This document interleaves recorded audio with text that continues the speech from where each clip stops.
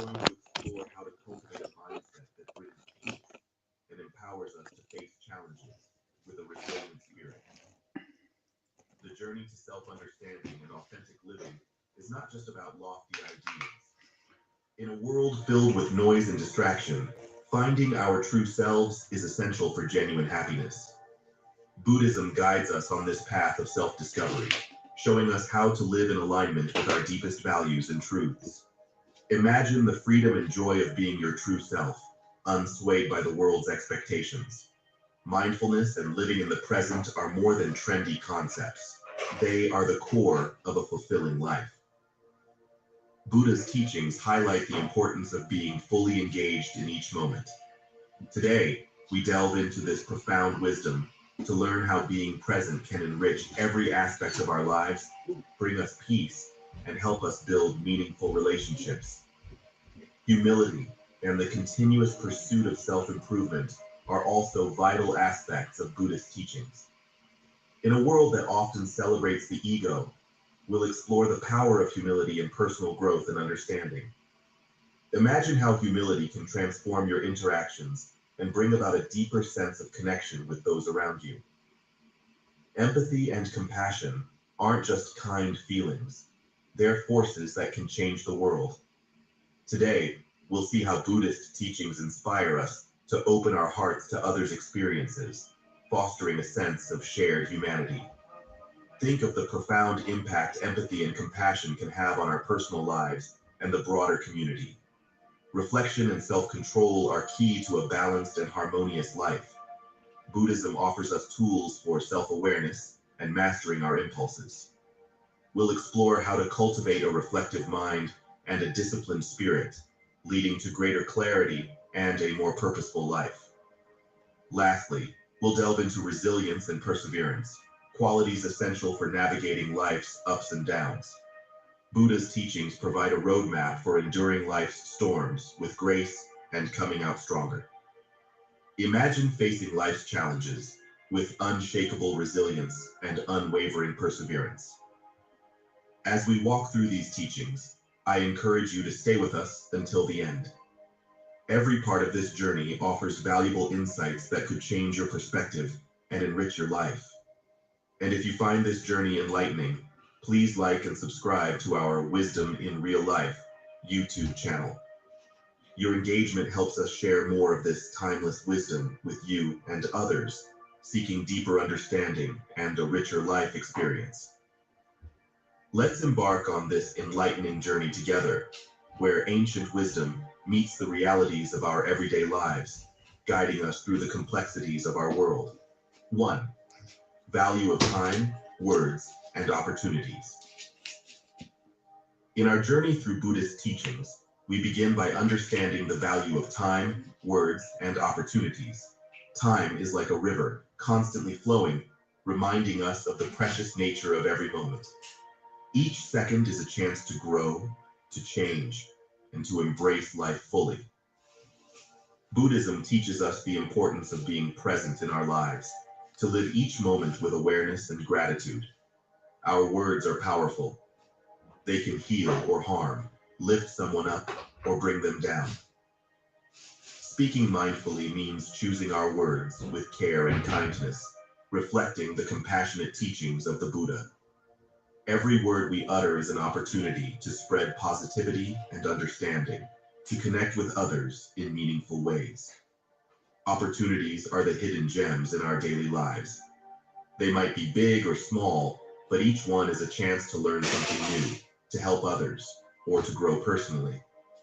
Buddhist wisdom encourages us to be open and ready for these opportunities, to see them in our everyday experiences, and to embrace them with an open heart. Being present in every moment is a central teaching of Buddhism. It's about more than just being there.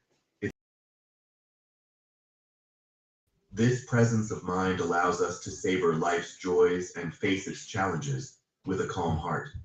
It helps us appreciate the little things that make life beautiful. Our words have a big impact on our relationships and personal growth. When we speak thoughtfully and listen carefully, we build stronger, more understanding connections with others. Mindful speaking is about honest and open communication. creating a space where true understanding can happen.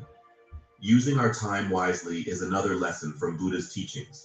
It's not about being busy every minute, but about making sure our actions are meaningful. Time spent in self-reflection, helping others, or learning new things is time well spent.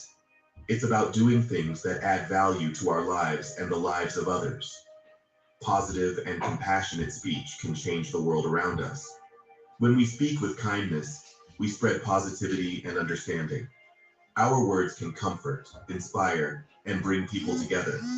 They have the power to change perspectives and bring light into dark places. Missed opportunities can also teach us valuable lessons. They remind us to be more alert and prepared next time. Buddhism teaches us not to regret the past, but to learn from it and move forward with wisdom. Every experience, good or bad, is a chance to learn and grow. Finding the right balance in life is good important. evening, It's about guys. knowing when I to hope act you're quickly well. and when to wait patiently. On me fucking Buddhism toes. teaches us this balance, encouraging us to be mindful in our actions and patient in our expectations. Living mindfully means being aware of every moment, every word, and every opportunity. It's about living a life of purpose and awareness. This mindful approach leads us to a richer, more meaningful life, where every moment is an opportunity to practice kindness, to learn, and to grow. 2. Perspective and attitude. In this part of our journey, we dive into how our perspective and attitude, deeply rooted in Buddhist teachings, can profoundly influence our lives. The way we see the world, our perspective, shapes our experiences. Buddhism teaches us to look at life with clarity and positivity. When we shift our viewpoint, we find new ways to face life, seeing the good in situations and people, even during tough times. Our attitude, the way we feel and think about everything around us, plays a big role in how we handle life. A positive attitude helps us deal with difficulties with hope and strength.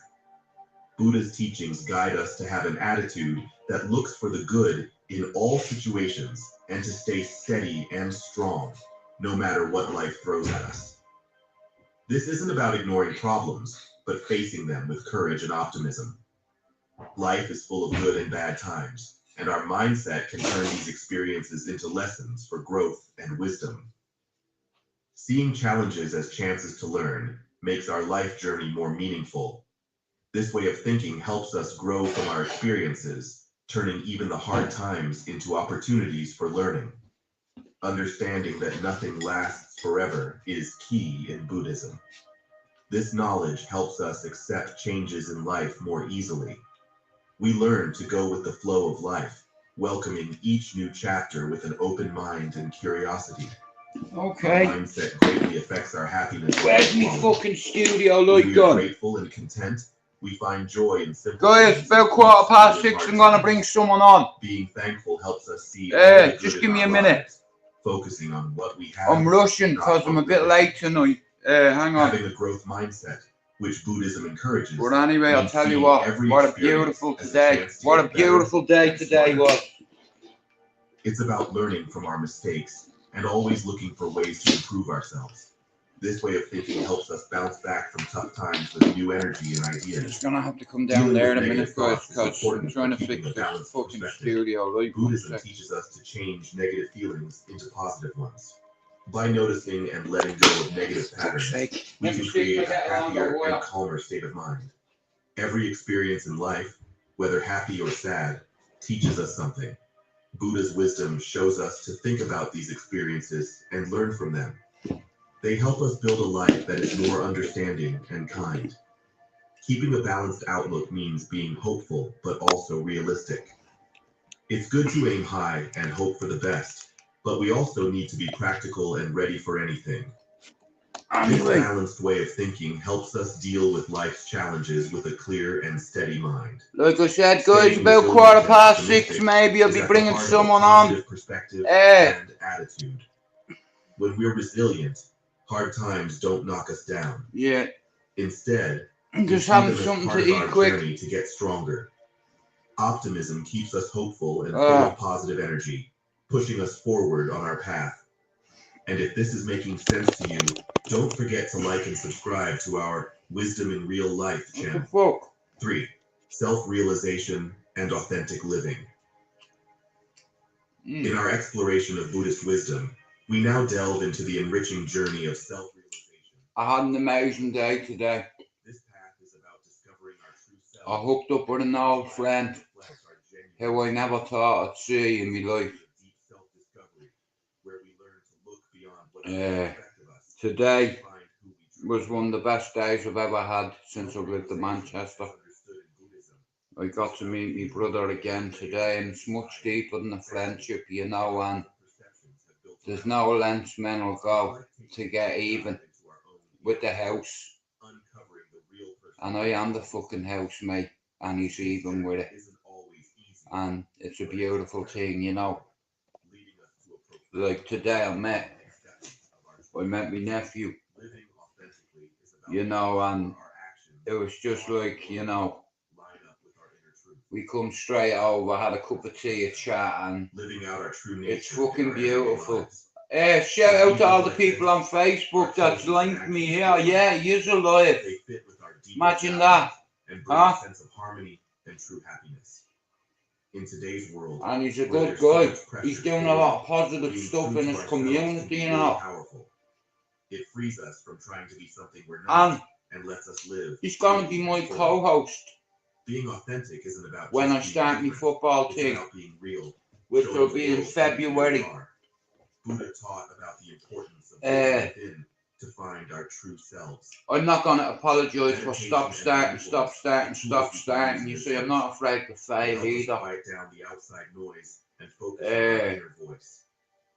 And I failed many times, and I'll continue to fail. Helping us see parts of ourselves. But like I said, I'll keep bouncing on that door. You understand? You can knock me down 1,000 times, and unless you kill me, I'll find a way to get back up. And if I do get back up, you better hope that you're not in front of me. Or I haven't got a lock on you. Against the pressure to be like everyone else. Meditation is key in getting to know ourselves. It gives us a quiet place to connect with our inner world, away from life's distractions. I'm going to bring on someone who's from where I used to live,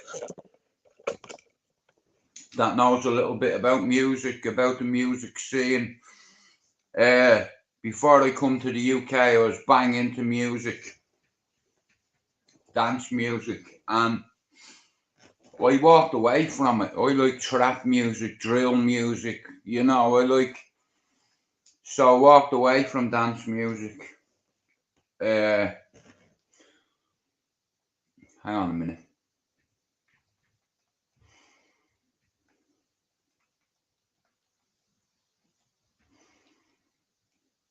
Give me a minute. But like I said, when it comes to music, I'm going to bring somebody on to talk about it, you know, and we'll see how it goes. About 6:15. Like I said, I love music, and I like talking to musicians and artists and enthusiasts, like.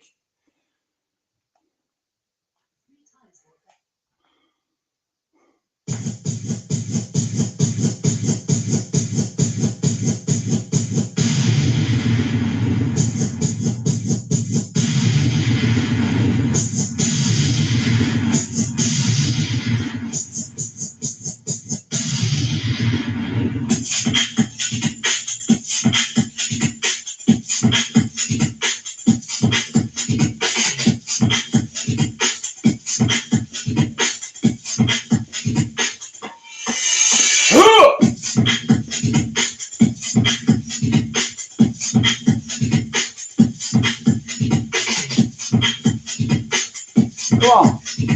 Bam, bam, bam, bam, bam.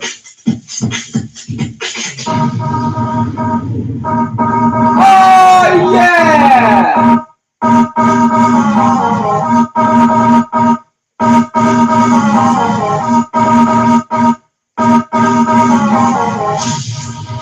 Boom!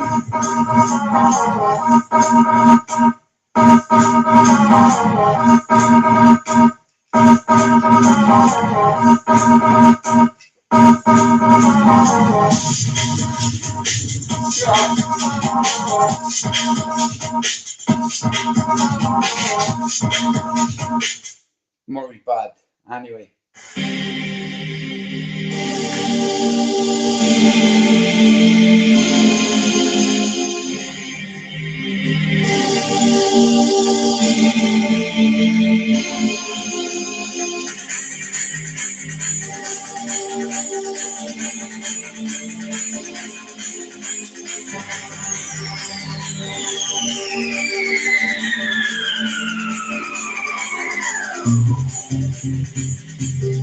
Fucking love it.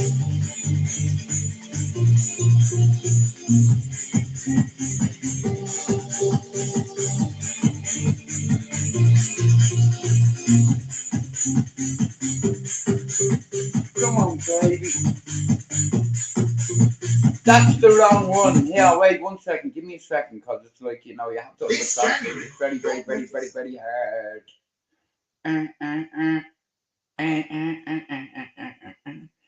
You know, today's been one of the best days I've ever had since I've come to the UK.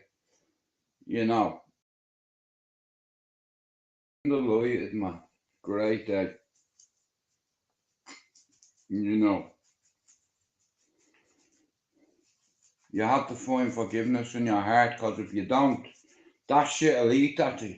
Eat at you.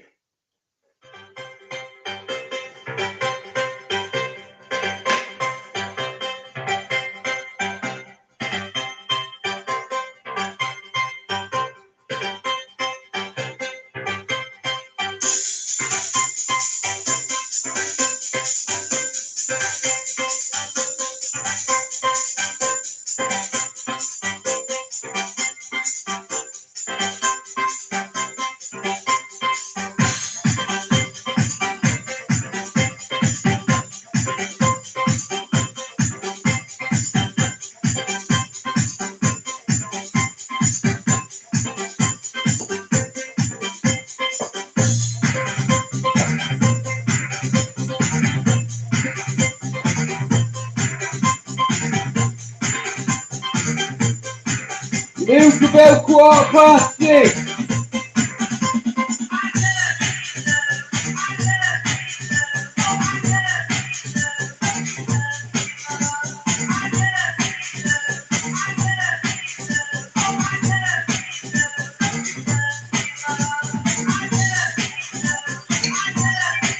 Yeah, you can. Yeah, you can.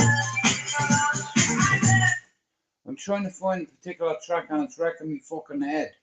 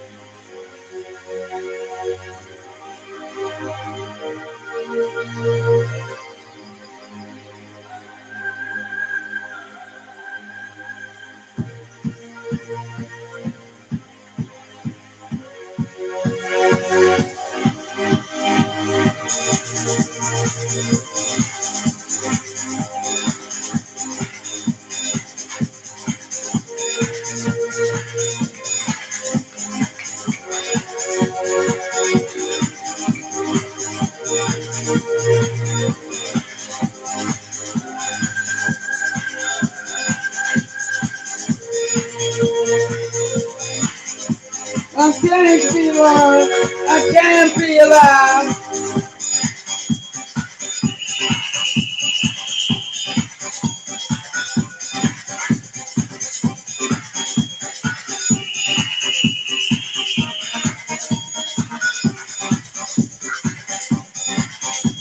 I can't be loved. I can't be loved.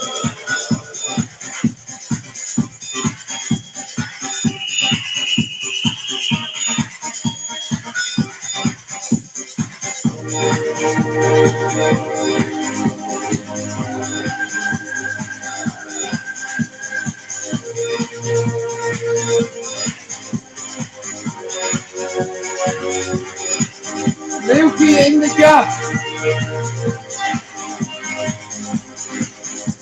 I came to love.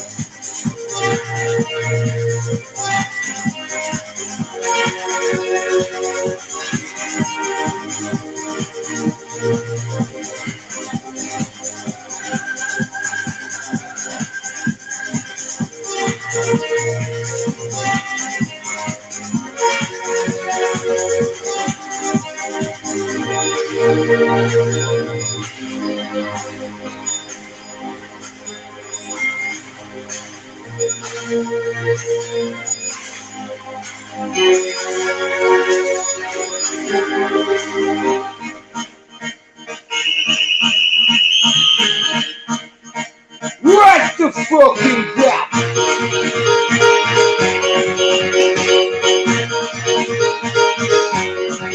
Luke, let me know if you're in.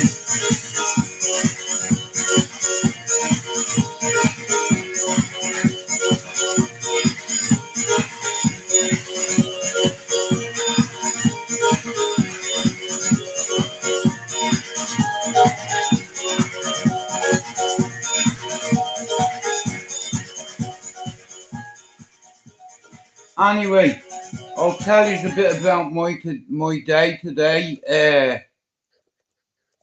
While I'm waiting on someone to come in, I got to meet someone today that means a lot to me, and it's like vice versa. Do you know what? Here, this is the first record I ever bought, right? Shout out to everyone in Balliol. Shout out to Ian Gibbons for being alive. Shout out to God for making me see with these eyes. Shout out to everyone that has mental health in their lives. I'm a son of Balliol, a soldier of Balliol. Hugh MacDonald straight out of Balliol. Just like I straight out of the fucking asylum. And now it's time to walk. Let's fucking go!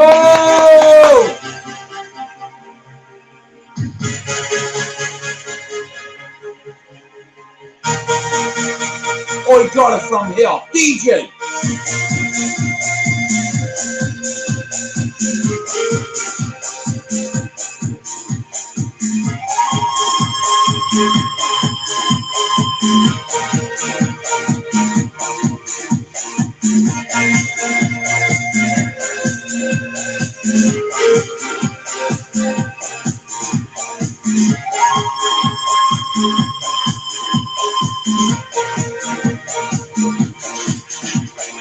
I know.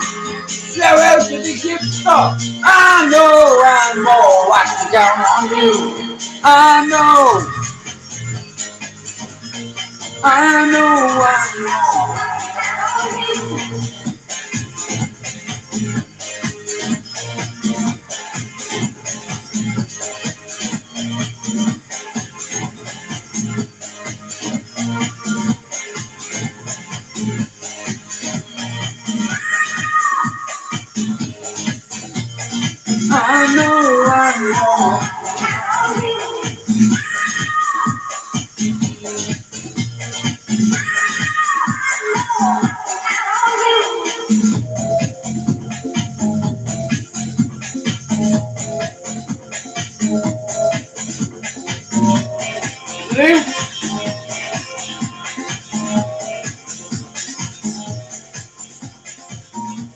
Luke, if you're in the fucking house, let me know. Hello, Sean Wayne. How are you?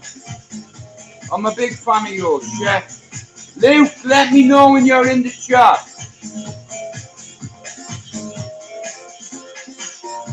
You wouldn't believe the day I had Sean. You know, this is the first record I ever bought, other than Fame. Not a 45. It's like... And I met a man today who 3 assassins tried to kill and couldn't. And I thought he was dead, and he's not dead, and it's great he's not dead because he's back in my life. And There's no one I know that knows more about Man United than he does. A mission, Sean. Fucking right I am, mate. You know, I've waited too long. Like I said, in February I'm going to start doing a football panel, and like I said, I have my wingman already, so it's like, you know, everybody's welcome. As long as you're not a deviant and you're not on Sean Wayne's hit list, you're alright. You know what I mean? And you know what else, Sean? His son is 8 months old, and my son will be here in April when it's his birthday. How mad is that? But I'm over the moon, I am. You know, because as you know, when we lose friends, they don't come back, you know, but this one did. And I bet all my eggs in one basket. I said to me missus the weekend, if I ever die, I want to see him. He's gonna keep his eye on my sons and daughters.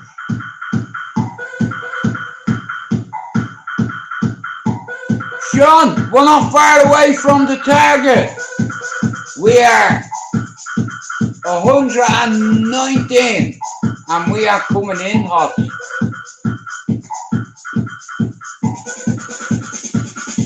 Can't wait.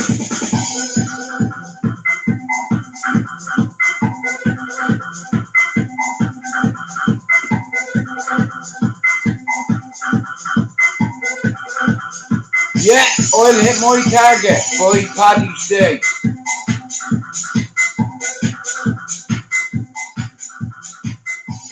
You know, is there any gossip I need to be aware of without saying too much? Because you never know who's fucking watching. These little fucking midgets, fuck off. I'm talking to a man here, especially an Irishman. Do you understand? And here, like I said, we're all connected somehow. I'll always back me own. I'll always back me own all day long. Sean, who do you support? What football team?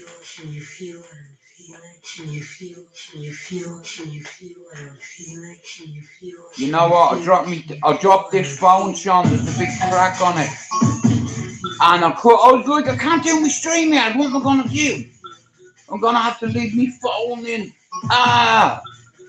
And it's one of them Huawei ones, and it's like the screen's like fucking 150 quid or something. Fuck's sake. But I tell you what, I'm a fan of yours, chef. I'm a big fan.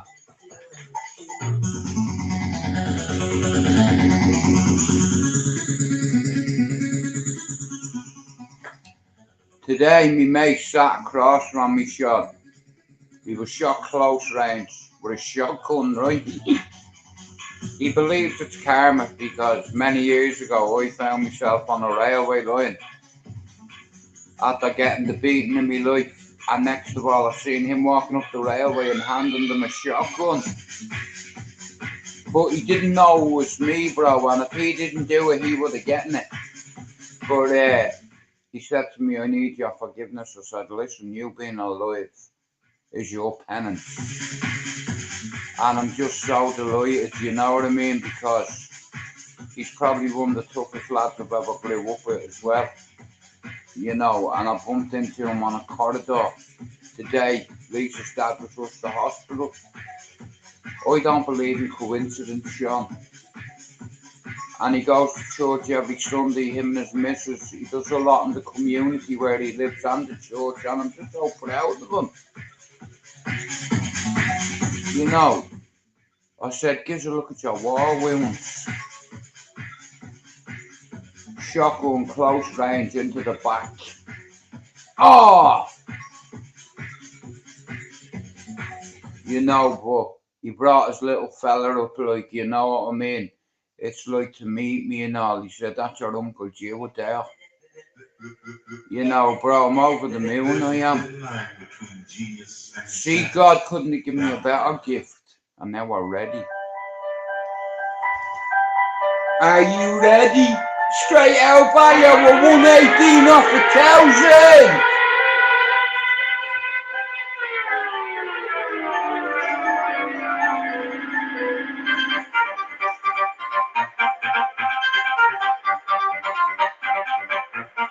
Actual salute! This arrow for some way. Enemies!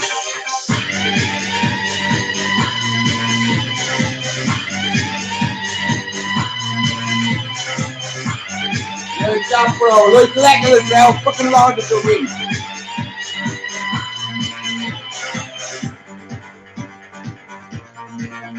Oh!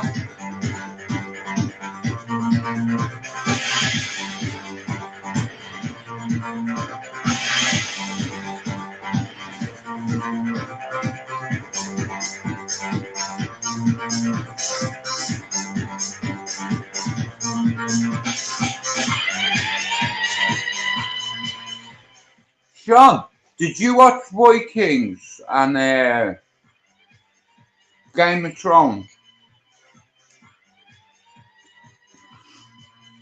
Luke Gilligan, if you are in the chat, could you let me know you are in the chat and jump on the panel and share your expertise with my viewers? This guy, Sean, see, a lot of my old pals are DJs, right? And up in the old area I'm from, a few of them like still do DJing, and a lot of them collect records and they collect, hey Rob, they collect all kinds of stuff, like, but when it comes to music, I've met a lot of fucking great music minds. I've met a lot of fucking famous people as a kid. My dad introduced me to a lot of famous people as a kid. What was I gonna say? Yeah, but this guy, he knows more about music than me and my dad. Well, I don't know about my dad, but I can definitely say he knows more about music than me. Hello, Louise. How are you doing?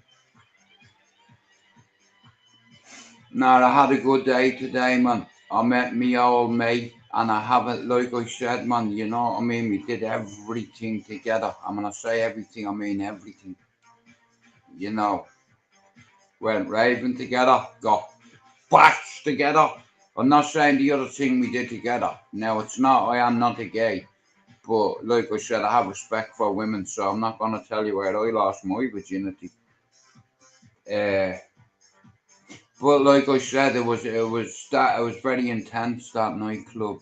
It was fucking biblical, mate. I really enjoyed it, man. I was mad into the dance, I was mad into the drugs, I was mad into the clothes, I was mad into the women. You know, but like I said, it was like everybody was like that when they were off on. Oh, hey, Joe. Hello.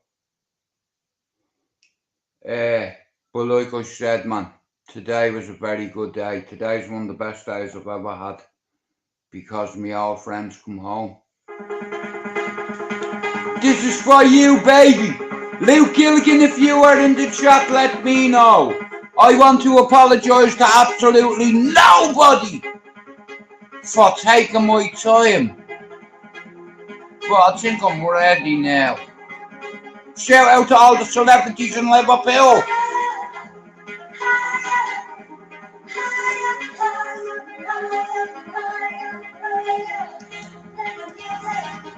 Let the music take control of. Go on, Lou, I can see you on the table dancing. Do the rope dance, yeah, for catching the stag.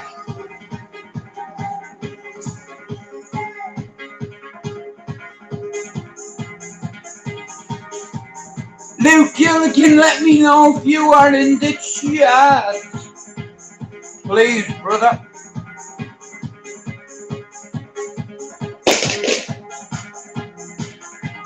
Yeah, I love it.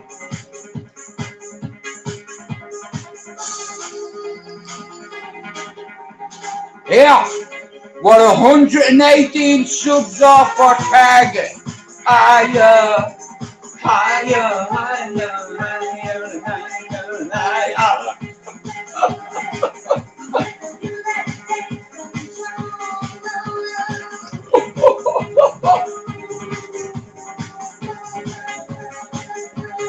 Archer.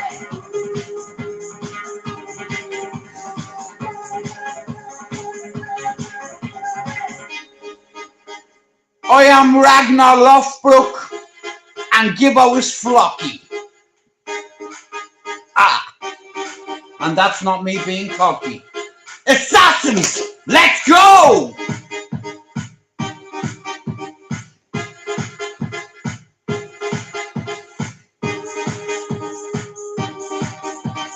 Luke Gilligan, where are you? Shout out to Ian Gibbons for coming up today. I have me boy back. I have a nephew. I felt like today we were going to Teddy Bear's picnic because guess who I met today? I met little Ted. Little Ted is 8 months old. By the time my son is born, Gibbo's lad will be nearly a year older than my son, and one day he's going to say, years ago my daddy tried to have your daddy clipped and he missed. It's beautiful. I remember hearing stories about me granddad, you know, it's like there's a fella from where I used to live in Dublin called Dinny Boy Desmond. Not the guinea pig, it's daddy. My granddad used to slap the face off him. Yeah, real fucking talk. You won't intimidate my granddad, mate. Now look at you, you have half an ear. Sean, thanks for coming in. Luke Gilligan, if you're in the chat, let me know. Like I said, today was a sign for me.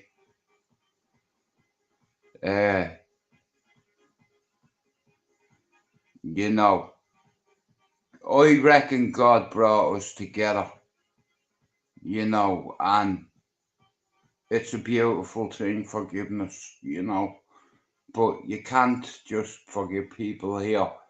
You have to forgive them here and here, right? Let it go. Trust me, it feels good.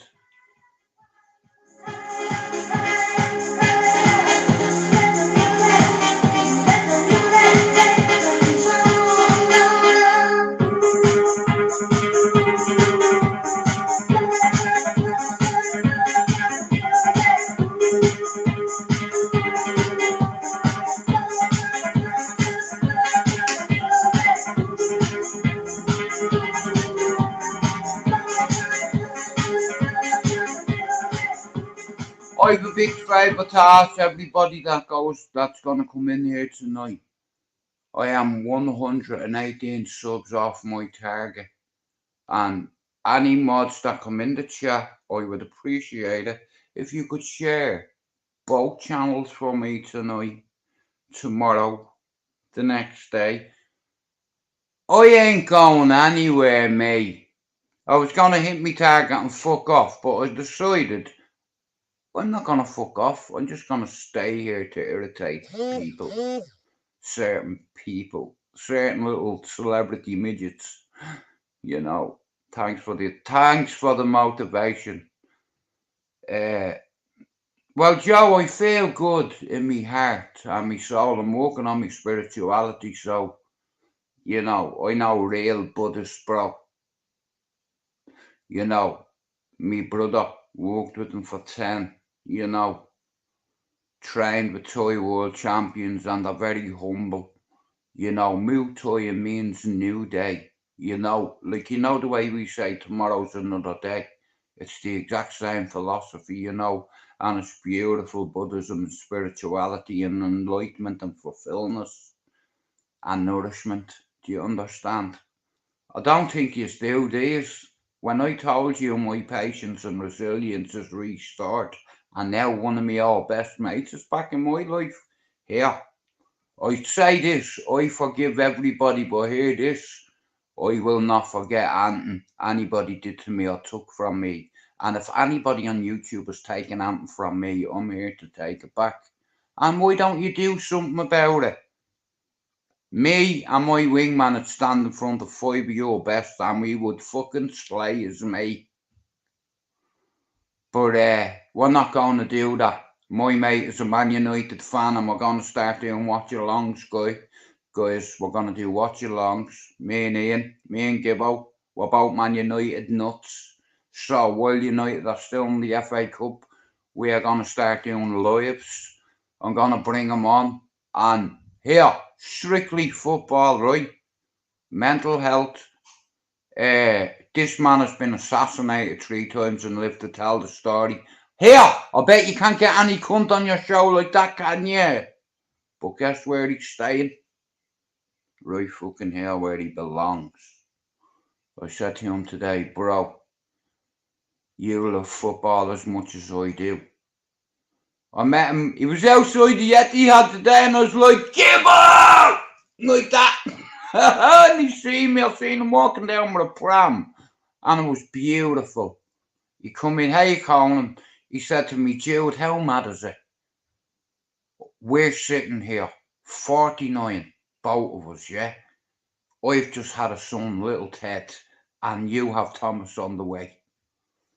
You know, and their kids are going to get to grow up with each other, birthday parties, you know, all that shit. It's like, and I was like, brother, you don't need an invitation now, you know. But today was one of the best days of my life and I'll never forget it, ever, ever in my life.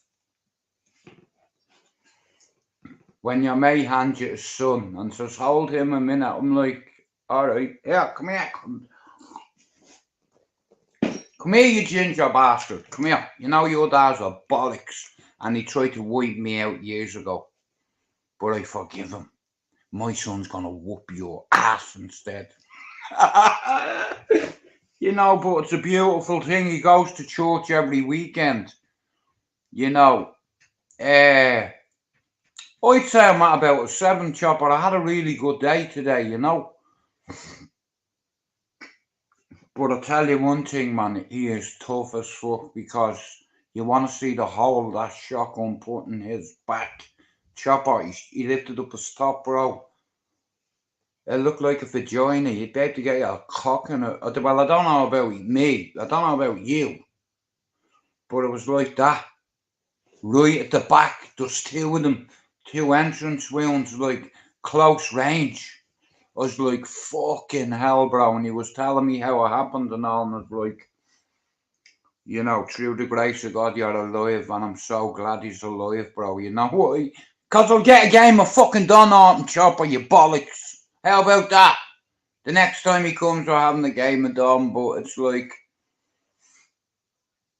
both of us are at a transition point in our life. We're hitting 50 this year, and what we both realised is forgiveness is the key. Because if you hold that hatred in your heart, it's never going to go and you're never going to get past it. You're going to be a salty prick all your life. So I didn't just forgive for us. I had to forgive everybody, including him. Even though he stole my channel, I forgive him. Because, Chop, look, he motivated me, and in 11 months, bro, we're 100 and something away from our first 1,000. And, bro, that's just a target. I'll hit that. And you know I'll hit it. But I'm asking everybody that comes in here to help me. Well, I can play 2-handed on, I can play no-handed on. I'll use me fucking mouth to throw the cards. I'll snort the fucker up and, yeah, Christy Brown, like that, look. With me nose, I'm gonna pick them card up. Yeah, 5 of clubs. Nah, it was nice seeing him, bro. you know, like his outlook on life, his new career, you know, it's like, and like I said, I don't believe in coincidence anymore, and I know God put us together on that ward that day. I was walking past him, and he went, Joe McDonald, I couldn't believe it. I thought I was losing it. I thought I was hallucinating, because it's like, you're dead, what are you doing alive? And then I manhandled him. And then I realised he was real, you know. Hulk smashed into the wall, bro. And you know what? If I'd have thrown a dig, mate, he was thrown back. Do you understand? He's that kind of lad.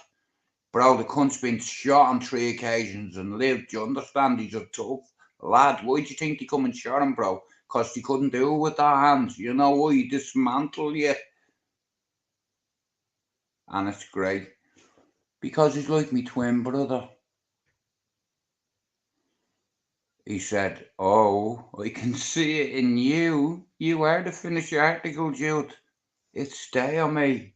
I was like, I'm Old Testament. So see, and it's beautiful because he's coming on board on my channel with this football thing. And here, strictly football, yeah? This is for mental health. It's for football. It's for music. It's for use, in fact. Oh yeah, and speaking of use, on YouTube, nobody does anything for their members. All you get is a loyalty badge and a fucking star at your name. Well, do you know what I'm gonna do? I'm gonna make shorts for all of mine, and I'm gonna put them on all my fucking socials, because the more mental health channels that grow and keep getting bigger, it's like people are gonna become comfortable. And listen to me, yeah? The second best psychiatrist in this land said to me, Jude, I have a strategy for you that's going to help you with your stress levels. You need to control your breathing and accept the fact that you're a psychopath. And you've got complex post-traumatic stress disorder and survivor's guilt. So them 3 labels right there, like a 45-minute appointment, that's going to take up 45 minutes. But if you say to me, Doc, I'm at a 7 today, that takes a couple of seconds. So for 40 minutes, you know, you can fucking, like I said, I've had 92 appointments in fucking 44 years. I've had to get me medical records. Do you understand? It's like, know your strengths and your weaknesses, right? And the fact that I'm certified. Now, Ian Gibbons said to me today, he said, Jude, I'm going to dive on this football thing with you. I said, are you sure? He said, bro, I'd love to. I said, you know I don't make money on YouTube, right? He said, no, I know that. I said, the only way if someone buys me a copy, I said, not a minute. The account, for some reason, it's just lodged in there. He's like, that's deadly, I'll buy you a coffee, bro. Can I come on your chat? I said, of course you can. Fucking right you can, bro. You know what I mean? It's like, listen, yeah, what men, what grown, what happened. It's like, I forgive you, and fuck everybody at home if they don't. Right? I forgive you. That's the main thing, not them. And fuck the originals, yeah? Me and you were the first two. How about that? Yeah, fucking clip it, cause we were. It's a fucking label. So fucking what if you're one of the boys? Is that it? It's a fucking embarrassment. That's what it is. If all you want to do is be one of the boys, Luke Gilligan, if you don't fucking let yourself be known, bro, I'm fucking off.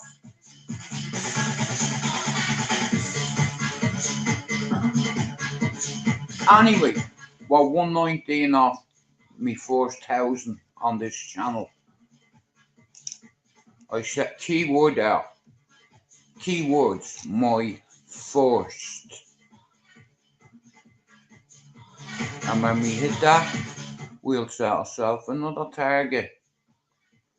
But like I said, once I hit my target, Joe, do you know what? Do you know what, Joe? If you go and look at all the membership packages, right, nobody does anything for the members. All they do is give you a name, a highlight your fucking name in the chat and a loyalty badge. How long does it take you to make a few shorts? I'm nearly on 900. Like I said, when I hit me 1,000, I'll have me members. And Joe, do you know what? I'm gonna make shorts for every fucking one of them, bro. And I'll do it on a monthly basis. I'm gonna write every member fucking down, bro, yeah? And I'm gonna make shorts for them all and put them on my socials for them. How about that? Because no one else is gonna fucking help these little channels, are they, bro? All they're doing is helping themselves and they don't give nothing back, bro. Do you understand? Once I hit my target, bro, this is a job to me. I'm on here to help people. I've helped people from not taking their fucking life, bro. You want to see some of the messages on my fucking Instagram, bro?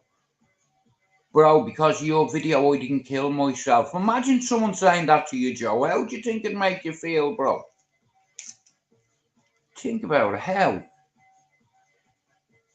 You know, and bro, I'm not a tough man, a hard man, or a fighting man. I had a woman, I swear on me kids' lives. Do you know what she said to me? I'm going to take my fucking life today. Today.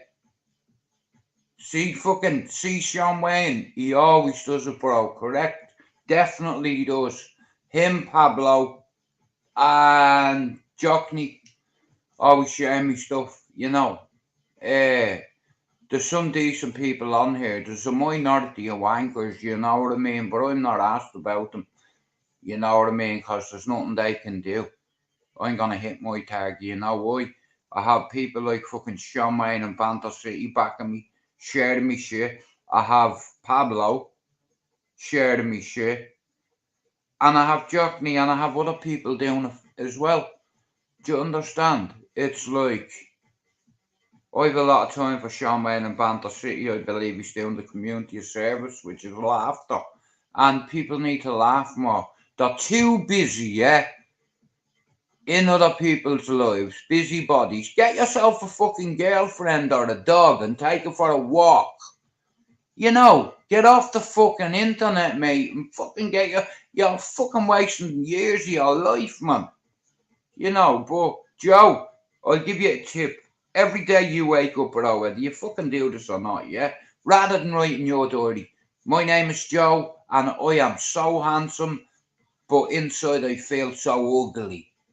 What am I gonna do about it? And you write a number between 1 and fucking 10. That's what you do about it.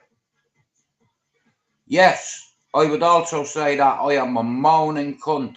I am like a Karen, sometimes rather than a Stanley. But I have not got a vagina, bro. I have Irish balls, mate. But now listen, there's a good minority and bad minority in every community, you know. And look, like I said, I get on with about 87% of the YouTubers, and I stay out of all the trouble because listen, it's very juvenile to me. Grown ass men calling out nerds. Joe, let me explain something to you. I'm not a certified nerd. I'm certified psychotic. I'm not a certified nerd. You know, and I've been on this platform for a minute. And since I've come off the mood stabilizer, I can focus more. Bro, do you know what? You're a fucking wanker. It's 6:45, bro. I'm sat here waiting for you like a dickhead.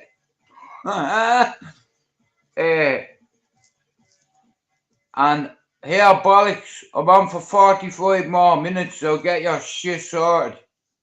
Nah, I'm fucking with you. Anytime you're ready, Luke. It's like today, it's taken a lot out of me because when I seen him, I got a bit emotional, you know. I got a bit emotional, and I'm not gonna lie, you know. And when I was holding his lad and all, like, it was fucking brilliant, you know. Like, Me mate having a little boy at 49, the same as me. You know, this shit isn't a coincidence. I don't believe in coincidence anymore. Anyway, Luke is going to come on, and he's a music enthusiast. He likes music, events, gigs, concerts, but he also collects stuff.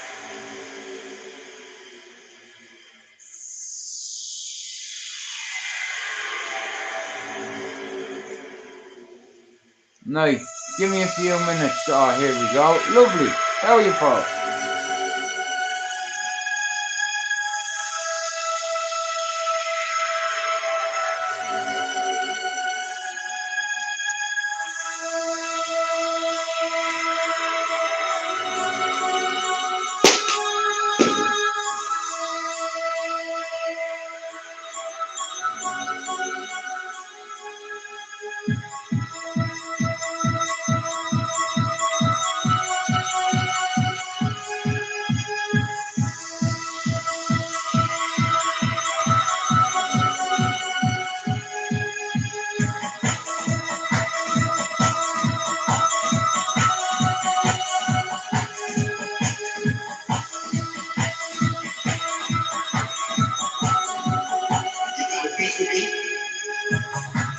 I love it.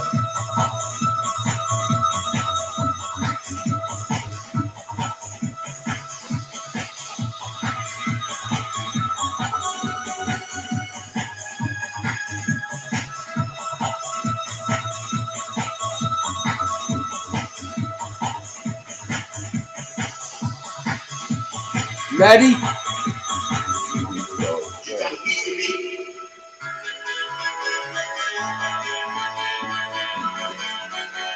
Yeah!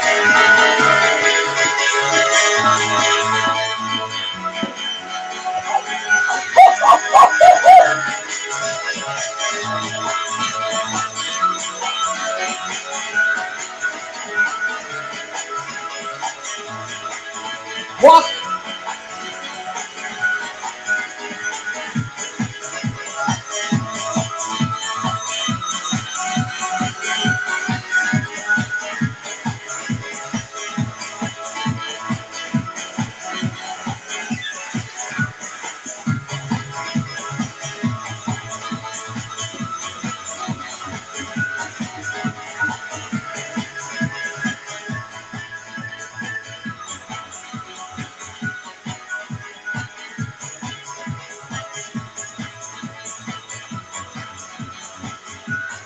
Give me a minute.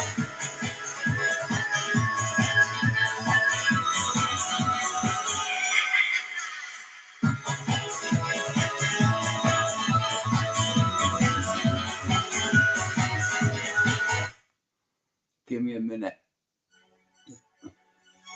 Luke Gilligan, anytime you are ready, sir, let me know.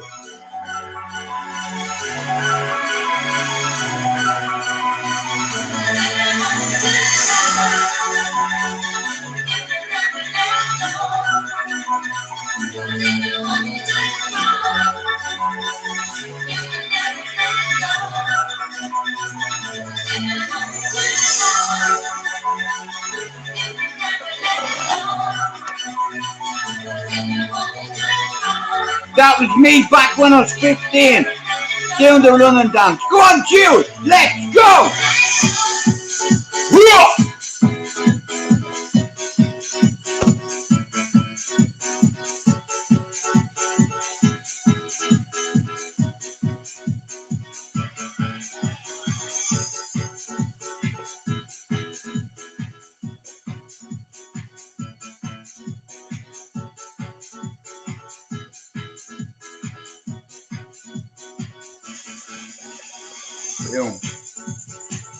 Do me a favour, make sure you've no windows opened in the back, right? I'm here to have a chat till 7:30. But I'll tell you what today, Luke, what a fucking day, bro. What a fucking day, man. You know, it's like it's still surreal to me, you know, but I'll get used to it, you know. 29 years over here, bro, and there was nobody that come close to Bert. You know, and then Gibbo, I thought he was fucking dead. You know, and now he's not dead, and everything's changed. You know, I said to him, I need a favour off you. I need you to become that guy again. One last time for me. Will you dive on me panel? Fuck yeah. I was like, I can't wait to do watch-alongs, UFC watch-alongs, or no, predictions, and then after the fights and all that kind of nonsense. But regardless whether people like it or not, I'm going to hit me target, and I'm fucking buzzing because we're still on 11 months and we're nearly on 900 and 270,000 YouTubers all around the fucking world. I didn't even know nothing about YouTube analytics, you know. But I had a little crash course, let's say. Luke, the link's in the chat. I'm going to play this song and jump on. Perfect day! Perfect day!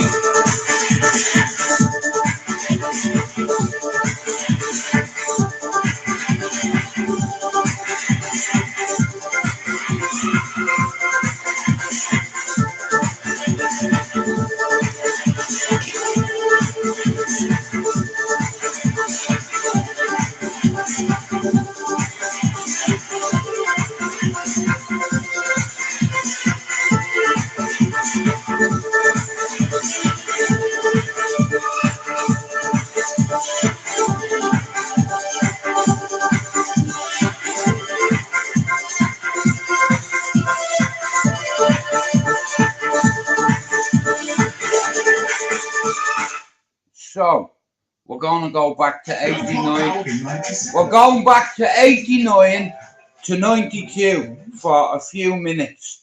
Like I said, Luke knows the stuff about music. I know a lot of fucking DJs in this community. Paul C is a good DJ.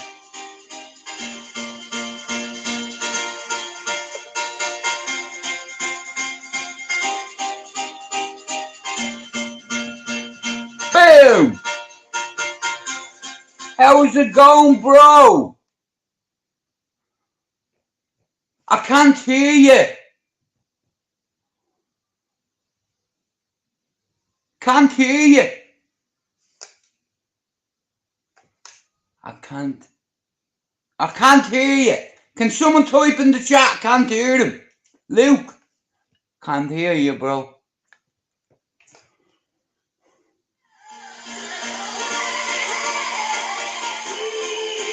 Gotta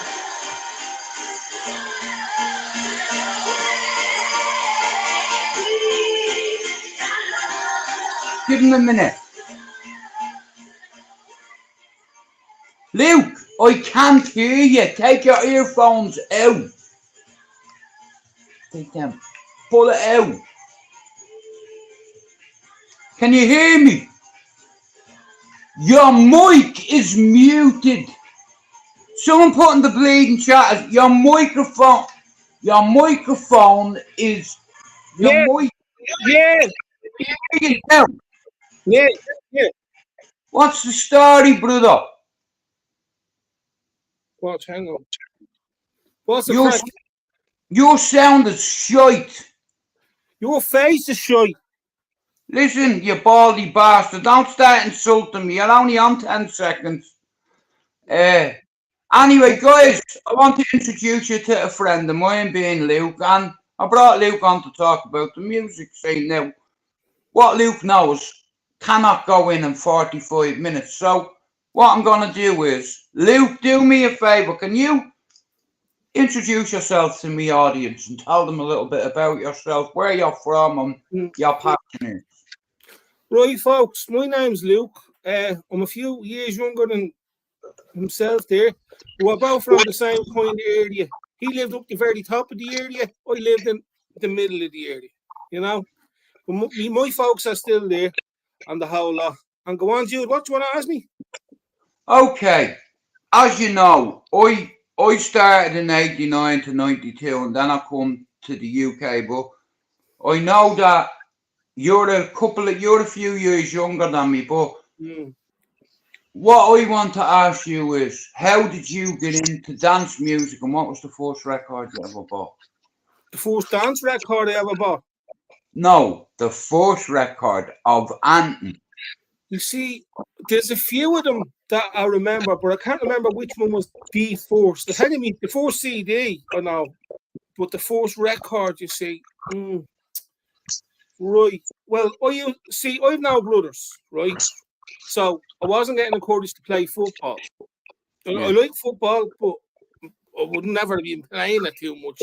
Apart from now, kickabouts on the road or up in the lair or that, like, because wasn't encouraged, wasn't on the team, wasn't very good at it. So we'd be messing, like, I was seeing a Liverpool fan and stuff like that. But I had four sisters, right? And I was never really close with the youngest one. Now she's fucking nearly 10 years older than me. I'm the youngest and the only boy. So I was never really that close with the eldest one either. And the two middle ones were mad into music, Jill.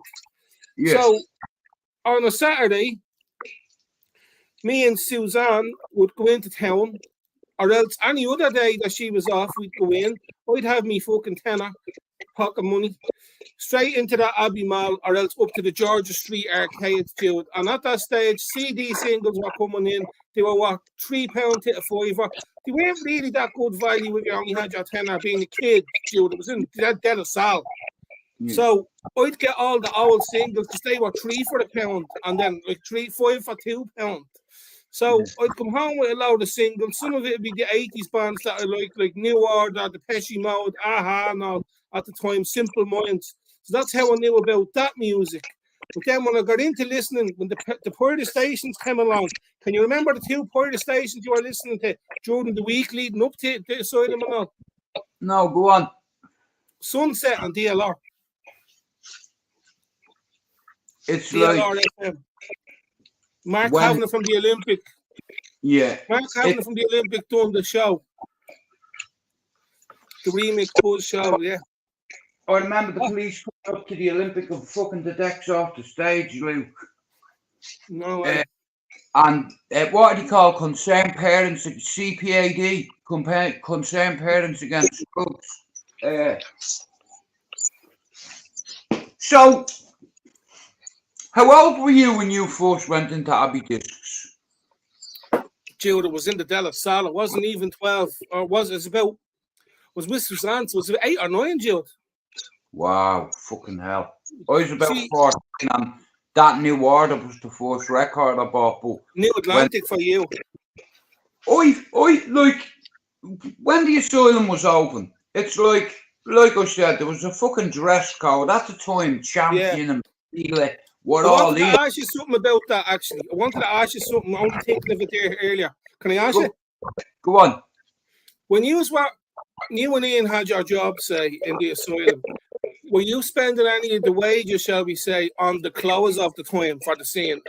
Why is it? What? Do you know the money you should get from that job in that club? Yeah. So you'd go into like Hairy Legs and Strip London and the Gap and all and buy all the rave clothes? Yeah, well at the fucking time, I'll tell you, it's like all them big fuck off flirty jeans was in, right? Are you meeting oranges here? Fucking you eat away, bro. Right, you know where the Halfpenny Bridge is now? Yep.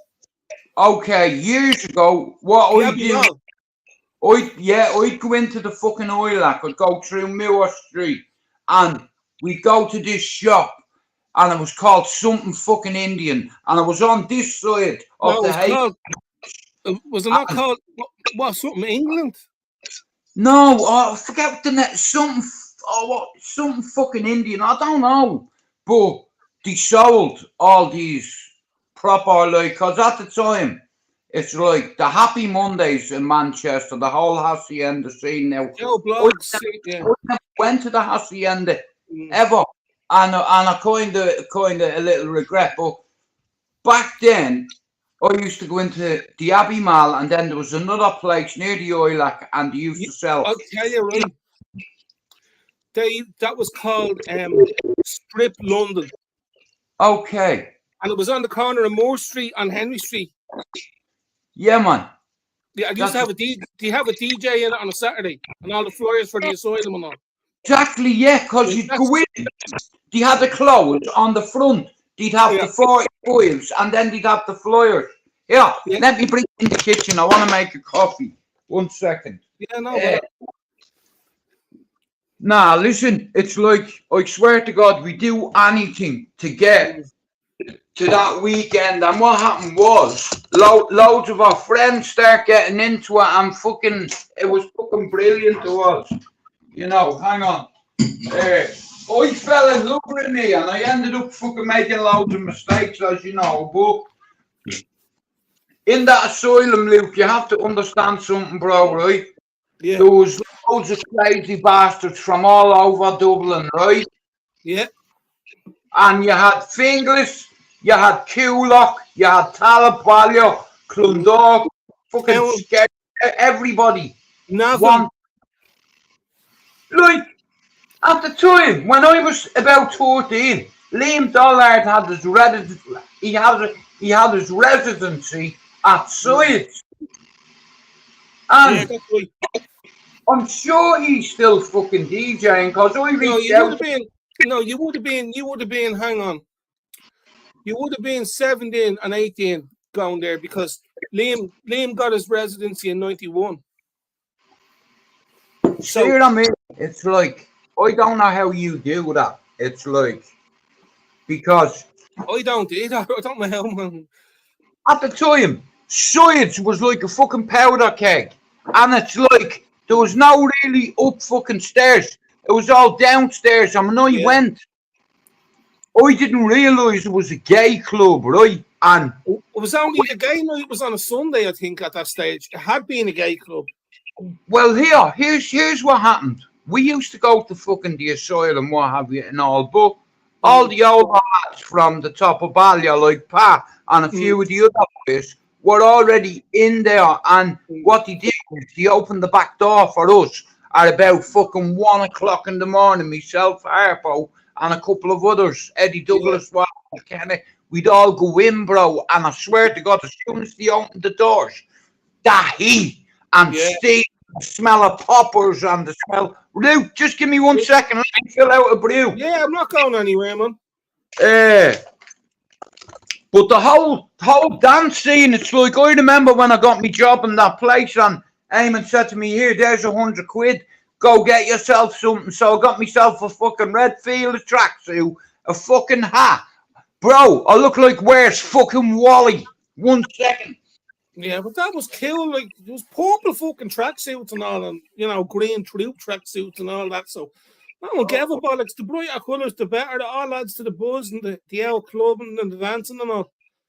But yeah, I'd still wear all them clothes now, man. I dropped my phone, Luke, right? And you know the way when you ring me and I do have to tell you, Luke, hang up, because I can't fucking do it. I'm going to have to leave it in.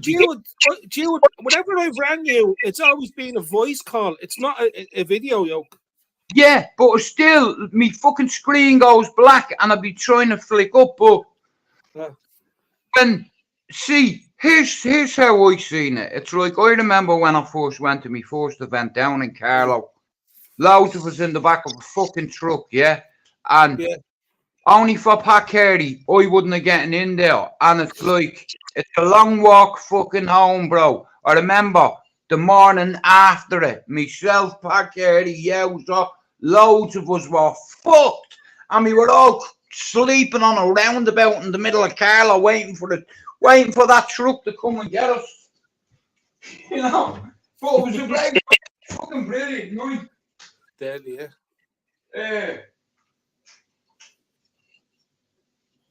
like, it's a lot different now, I can imagine. There's a lot of shops in Ireland and Dublin that sell all the gear and fucking, I'd say it's a lot more expensive now, right? Come on, me go in here. Guys, listen, I'm not ignoring you. I'm just having a conversation with my friend. Just pretend we're not here. So here, bollocks, what did you have to eat? What did you go for tonight? Me? Yeah, well, I'm not fucking talking to anyone else. Or what did I have to eat? Or I made like fucking, I'd buy them fucking Linda McCartney sausages and all, because I wouldn't eat a real one. Like, had that mashed peas and a load of gravy. I love a sausage. You know what I mean? An L sausage. Yeah, I know the certain meats I wouldn't touch, bacon and all. I couldn't eat a pig, Joe, because He's a chap called Paul C. Luke, right? And he's like yourself. He's a musician, and he has decks and he does sets all the time. If you're not subbed to him, give him a sub, because of course I he will, does yeah. every day. Guys, if you are watching this today, tonight, tomorrow, okay, here's the way going forward, right? Dance music, all kinds of music is a passion of mine. It's a passion of Luke's, and I don't know anybody in my circle that other than the Ray of God himself, Pat Carey, he's the only one up there that will give props to, because Luke, he never took the piss because it was younger. Does that make sense? Yeah, and he never did that with me either, because he's killed. He always calls me kiddo, and I remember when that documentary was on about Dublin Narcos, and you see him and Jessica Wade, and I had a moment like you were on, and what I'm going to do is, one night is, I'm going to ask Pat, does he want to come on, yourself, like I said, Luke, Ask when Jessica, see if Jessica will come on. Yeah, man, but here, like I said, when I fucking left Luke, it's like I give up the whole dance scene, and all my mates carried it on, and like I said, the younger generation, but yeah, but a lot of people got into cocaine around then, and the whole thing changed. You know, the music went very hard house and all. Temple Theatre was good, and then there was a lot of nights in the SFX. I liked the SFX because it reminded me of the Olympic and all. Do you know what I mean? An old-fashioned venue. We went to loads of concerts in there as a kid and all. Do you know what I mean? That I seen EMF in there, man. Yeah, remember them? Unbelievable. Yeah, man. And here they put on it. Unbelievable. Yeah. Three Schools was fucking unbelievable. Like you know, like the lasers and all the lights and fucking. It's like I've been to a few big fucking events over in Manchester, Luke, right? And my favourite DJ is Armin van Buuren, right? So I went to an event and he was headlining it. You were telling me and his man Dan I was there and you were buzzing off them, yeah? He taught us off me nut, and I was like, Mia, bro, here, listen. People say Irish, we don't pick up on things, bro. Check this, right? Armin van Buuren. Don't stop short, 2.5 grams of MDMA after, at a bar. And, bro, listen to this, right? You've seen the Olympic, haven't you? Yeah. Oh, yeah, the later stages, yeah. There's an upstairs, and then you come down the stairs. Yeah. This building, bro, was the exact same layout, right? And I'm at the bar. These two cunts walk over with Van Buuren on the back, Dutch jerseys. He's the fucking image of Armin van Buuren. So I said, excuse me. I said, are you Armin van Buuren's star? And do you know what he said, Lou? Yeah. Yeah. I fucking said, can I have a hug? Can I have a picture? You know what I mean, man? I thought about me. Do you know that song you were playing there a minute ago? Visions of Shiva, Perfect Day. Yeah. Do you know who that is? Go on. Do you know who Visions of Shiva is? Paul van Dyk. Okay, now him. See them Dutch fucking DJs. I love them. Like if you know, I love Freddie Karsten. I love him. Come here. What nationality is Tiesto? He's not Dutch. Sure, he's not. I never had any interest in him, so I wouldn't know. Sure, the internet will tell you. Yeah, I don't know whether you'll remember this event. You probably have the fucking flyer somewhere. Heaven on Earth. And it was in the point. Come here. Open up your Facebook inbox now. I sent you a picture of the flyer and a photo of the crowd at the gig. Anto Butler from Cherry Orchards in the photo. Yeah, man, this cunt. It's not just the music. He has flyers and fucking photos, and it's fucking great. But Luke, like I said, without blowing smoke up your arse, I don't know anybody that has your fucking, you know, like when I come to England, right, let's say after 93, a lot of new clubs opened, and I never went to any of the asylum reunions. Have you I ever went gone? to- yeah. A few of them are great now, and a few of them are just dirt, like, you know. And where was it? They're in clubs that aren't there anymore. There was a club under Connolly Station called the Vaults, and they Yeah. were railway arches. It was the closest thing to a London club like the Cross and all of them places that you would have seen. But I mean, Yeah, being out loud of them, they were half empty now. The Halloween ones with Energex and all, and Eddie Burke, yeah, they were great ones now. But the fucking them Luke, nights were great. just let me stop you there, right? You said Energex, right? Now I could be wrong. Just bear with me, but my two kids, they're mass from Cabra, okay? Yeah. And we went back to a bleeding house, and it ended up right being Mick Walsh's mother's house, right? That's Finglas, wasn't it? Is Pat Hyland, Mick Walsh, and Warren Kay. Warren Kay, they're Finglas DJs. Correct? Yeah, they're Finglas though. Pat Hyland, Mick Walsh, and Warren Kay are Energex, yeah? Yeah. No, Warren was with them, but I found myself at a party in Finglas, right, where them the three of them come back to this gaff, bro, and they were in the asylum, and they come back to this gaff in Finglas, bro, and got the decks out. It was fucking brilliant to us. Yeah, they were great nights. I was at a few of them after parties with a load of them, yeah. Do you know who was fucking great? What? Are they still? They come back for a few reunion tours. They're still into it, I know that, but Mick's keeping a low profile these days. Warren's still DJing at events, and Pat Hyland still does an odd thing on radios and stuff, and the odd gig. He's a brilliant DJ. I tell you, who's another great DJ from the Asylum, Soids, and Energex. He was friends with Energex, but he had his own tapes out. Jay Kearney from Finglas, and he's a friend of mine now, years later. Brilliant. His tapes for years, Jay Kearney. Jay Kearney was he had tapes called Bliss, Mind Control, and just fucking Jay Kearney's ones now where people say Pressure was great at the mixing and he played the tunes. Jay Kearney played lesser heard tunes that became Jay's tunes. And you know, there was no like fucking cheesy vocals or that, and then the Pressure's ones were a bit like fucking Swamp Thing and all, and you know, Pressure's ones were geared for a Saturday in the Asylum, so to please everybody, please the boards with the singy tune, and then the Pressure's tapes were the ones that everyone had in skill, that everyone talked about. They all swapped. We all fucking tried to get the names of all them tunes and became friends with other DJs who were trying to get the names that we had. And we get different names off them. But the reason why I got so big into the UK scene is because I started going over to London when my sisters were going over every year for the week or two. And I just wander off to record shops. I'd let them go to why they were there and meet up with their friends and all. They'd do that. I'd be going on my rambles and my tube map, and I'd be going off to all these record shops that I had wrote down in me fucking A4 pad.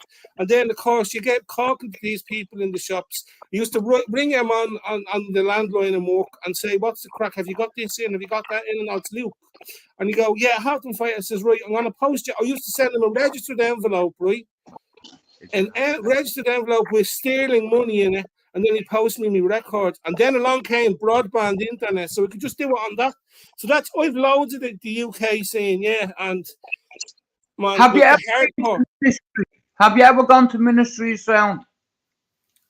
That was the letdown of my London club life, the Ministry of Sound, because I was looking at it in magazines for 10 years leading up to when I went, maybe 15 years. But since it opened, that opened about 93, so we'd say, yeah, nearly 10 years before I went. And I just went, this is very pretentious. It's very kind of a real cool spot, like the pod and the kitchen and all that shit, you know. It wasn't full on clubbing all night like I would have thought, like the right fucking like Bagley's and all had been. Bagley's was amazing, and King's Cross, and then the Cross across, then the railway arches beside it, you know. But yeah, the Ministry of Sound was a bit of a poser fest, to be honest. But I tell you what, like I've been in the SE1, the fucking warehouse raves like rain dance and fucking Fantasia and World Dance and the Amnesia reunions. Me Well, and here, you, what? in Liverpool, right? In Yeah. Liverpool, he had Cream. I And never been. Quadrant. I went to Cream once, yeah. A Quadrant Park, I would love. In Sheffield, they have a club called, I think it was called Up Your Ronson or something like that. I didn't go to any of them, like I said. I didn't even go to fucking Hacienda, but if you were to recommend a place to go to someone coming to Ireland that is mad into the music scene and wants to go there to dance, where would you recommend? No, there's nowhere at the moment because there are places like I'd go watch for an event page because they're the old school ones and they put them on in different places. But I mean, it's only the upstairs of a fucking disco bar or something that they're going on in at the moment, or the basement of a rock bar. So there's not much of a scene happening. There's no primary club that the music primarily is dance music.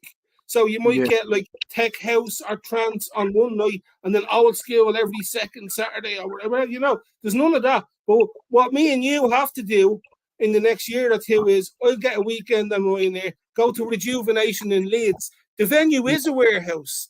And it's not like it's like Manchester Warehouse Project. It's a warehouse and it's all night. So imagine me, you and Gibbo at that. That'd be deadly. Well, here I have a venue and it's called Victoria Warehouse, right? I've seen it, yeah.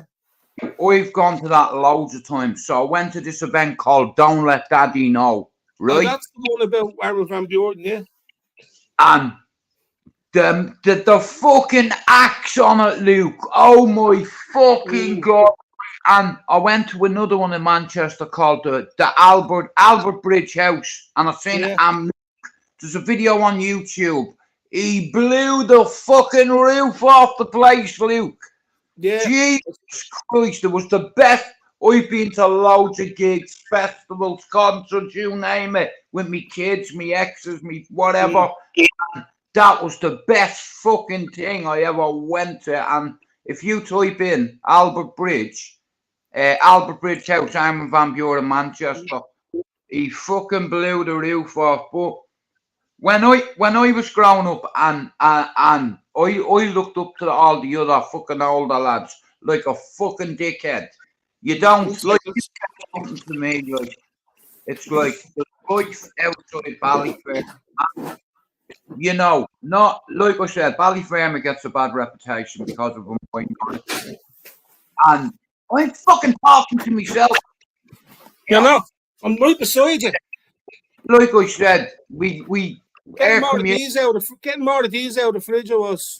They're good for you. They'll help your bleeding stomach. I have to go and have one of them bastard colonoscopies, bro. I have to get a camera down my fucking neck into my stomach and get a boy. You know what they can do now for that? They give people capsules with screens on them with a little kind of thing. So the capsule can see and you can just get rid of it. You don't have to fish out your jacks or anything like. The tablets I'm on, bro. We don't want to bleed and take chances with no fucking tablets. But listen, the way you said that about fucking the Dublin scene, see in the UK, bro, every weekend there's fucking warehouses, arenas getting built. It's different in the UK. Yeah, I know that, because all the DJs lived around the UK, you see. And it's like there's fucking, like in Manchester, like there's loads of places, but I don't go out to places like that, bro, because they fucking trigger me. And, me too. And it's not that. We all need to go to one together, Joe. That's what it is, you know. That'd be interesting. I'll invite my son as well. He'd like to come. Yeah.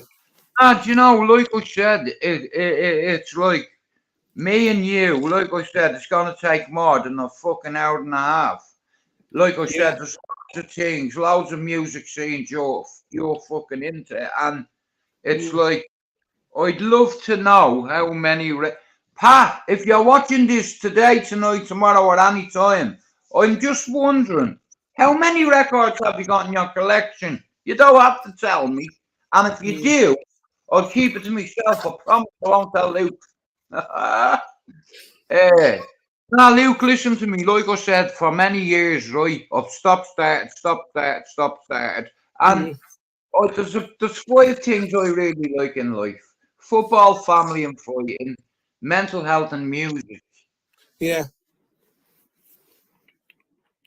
Shit, what's happened? When you found them things in the archives about me, that's what happened. That's when I clicked. I was like, this cunt must have a photographic memory. And you're probably not aware of it yourself. Do you understand? It's Oh, like... no, I'm getting that said to me for years because I could always memorize reg plates and people's phone numbers from years ago and say them 20 years later and all, so it's mad, like, you know. Nah, listen, like I said, bro, I've come across a lot of musicians. When I was a kid, my dad was around some of the best musicians in the world. I know, when yeah. I saw my sister, I'm going to post it on my community page, and something deep inside me, my dad always wanted me to follow in his footsteps, and from 8 to 13, he used to bring me into that studio on a fucking Sunday, and there was 3 rules. Number 1, don't touch that. Number 2, don't touch that. Don't forget 1 and 2, right? So, over a 5-year period, Luke, he learned me.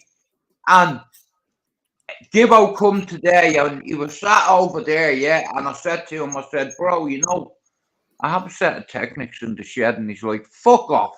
I said, I have, I swear. He says, no, you fucking haven't.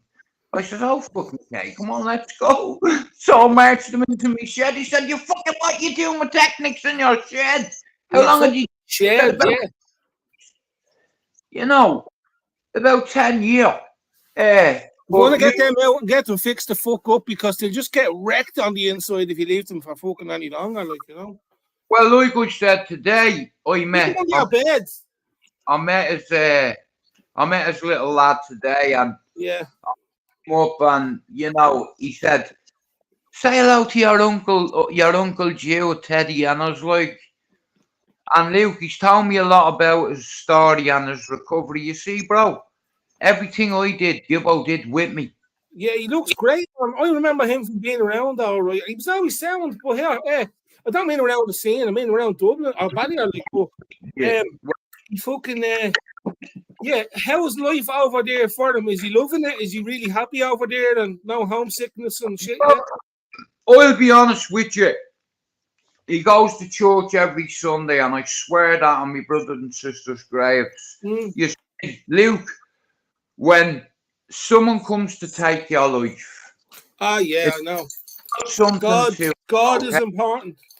Now, the second time someone comes to take your life, it's fucking scary when someone stood over your bank, shotgun on the deck, right? You want to see the hole in them, right? Yeah, someone was saying it earlier on the chat, yeah. He was showing me all his bullet holes today, and I was just looking at him, and I was like, you know what, bro, yeah? We're fucking here, and we made it. Survivors. He said, we fucking made it. And isn't that better than going to a pub with loads of people and going, we're the real originals, look at me. Isn't it? Yeah, here. I have 4 letters for them, Luke. Look, here. If the cap fits, wear it, bro. What? Yeah, I'm going to get one with cunt and empty head and Mommy's boy on it. We were laughing about it today, me and Ian, and I was like, you know, fucking hell. He said to me, dude, we're 49. We're both fathers again.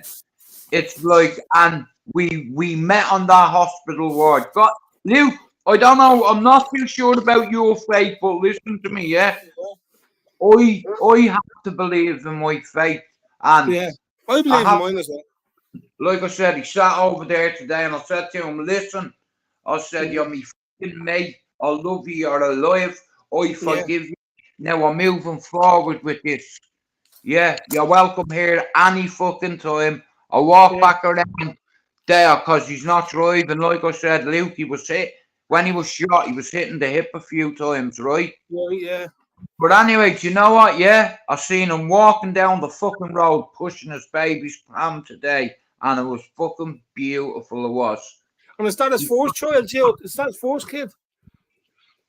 No, he's a granddad. He has kids at home, but I won't go into that. But Oh no, that's everyone's Yeah. own business. But no, Yeah. he's also you hooked up with him, and you're about to become father, and he's a new father now as well. He is the new baby's father. So that's amazing, man. That's amazing. The days out you're going to have with them two kids, like you and him. I've seen him, and I seen him walking down the road, and I was just Yeah. stood there, and I was like, I'm gonna enjoy this moment. I wonder would he know me? Did he know my name or face or anything? Did he? I'm not too sure, but like I said, I'm gonna Yeah. bring him on my panel. Like when the football comes on, Luke, he is Yeah. a Man United nut. I hate him. Right? And listen, like I said, I don't believe in coincidence, and I'm glad I've prayed on me, like, because finally God's listened to me and He's given me one of my boys back. I said to Gibbo today, I said, bro, my 6 best men are dead, but guess what? You are in them 6 men, and you're not dead. He said, he said, you get married, and I might do, yeah. It's like, and I have a best man, one of them. Do you understand? Now I have a Luke. In order to explain to you, I'm 50 this year, yeah? Yeah. When it comes to forgiveness, you can't just forgive 95% of people and not forgive the other 5 because it doesn't work that way. You're lying to yourself. And bro, finally, I've got me focus back, me passion, me resilience, and me discipline. And that's it. It's like, I'm ready. It's taken me 6 years. And on there, people will mock you because of your progress. I've had black tea jokes. I've had this. I've had that. And I say to them people, I might have black teeth, but I'll tell you one thing. I haven't got a black soul or spirit. Know that. Like I said, bro, we haven't got enough time to talk about all the shit I want to talk to you about. Well, throw a few more questions at me before we wind up. These people that come in and out here are good people. A few Absolutely, but it's like I said, you're a fucking music head.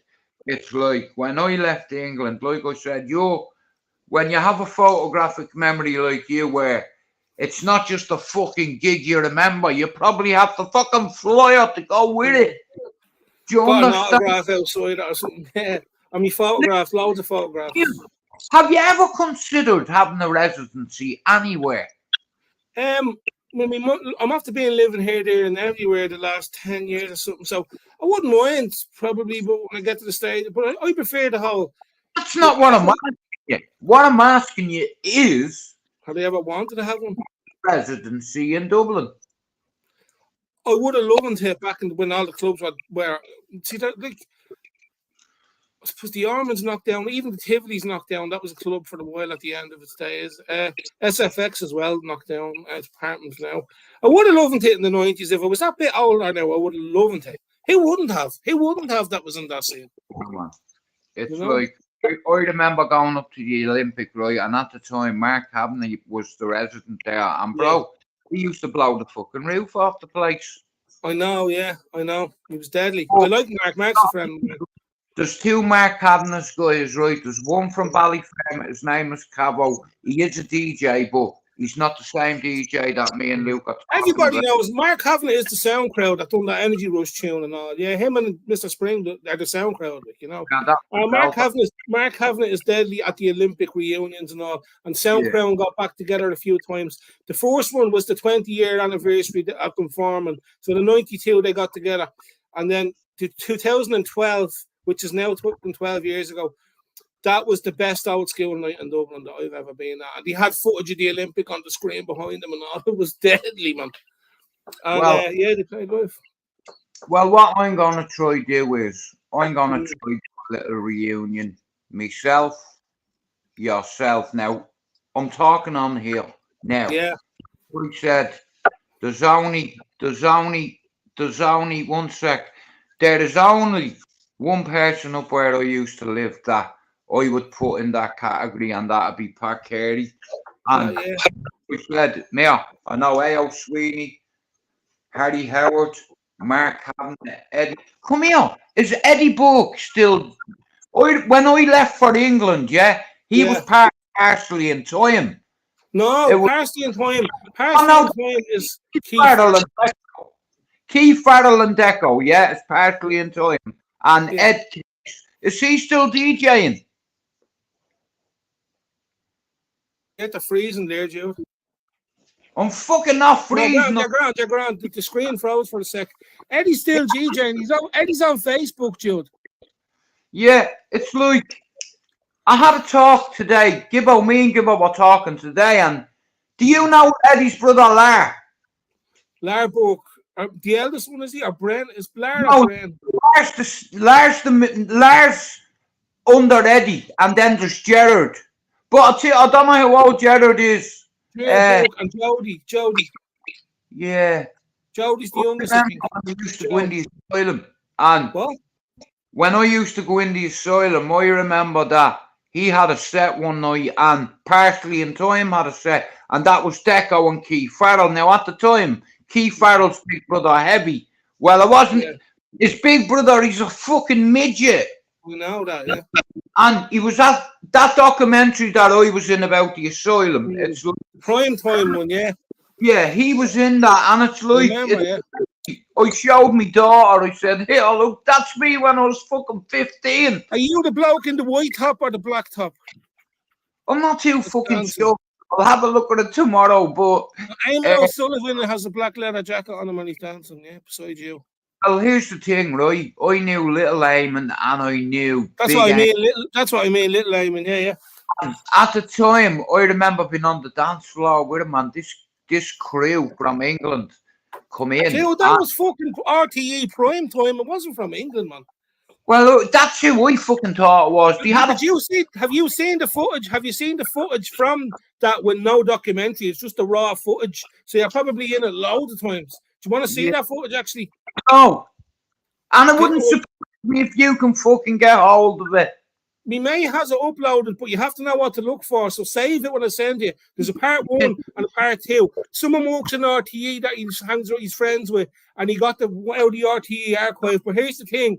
It's just raw club footage of that asylum. And even upstairs where the archy window is, right? Some boy has a big hat on. But the thing is, you can hear the music that's playing, not what's being played over it in that documentary. Now, that documentary was RTE Prime Time about the ecstasy in Ireland. I'll get you. Hang on. So open your. Now, earlier on, before you mentioned Heaven on Earth, I sent you the poster for it with the lineup on the back. Now, I sent you a photograph of the front row of people at it, and Anto Butler from Cherry Orchard is there, the red hair. We'll see if you notice a few more faces, actually. But I'm going to send you this footage now. Hang on. I'll have a go with that when I wrap this bastard up. 1 kill. Do you know what? I still haven't had me fucking dinner. No way. Yeah, I've fucking eaten a bit of toast, bro. I need to make myself some food. But like I said, listen, I'm gonna do many of these with you because you know much about music. You've so many. And I have Wi-Fi in the gaff and all now, Jules. Wi-Fi in the gaff. A year after I moved in, man. No, but Luke, here's the thing.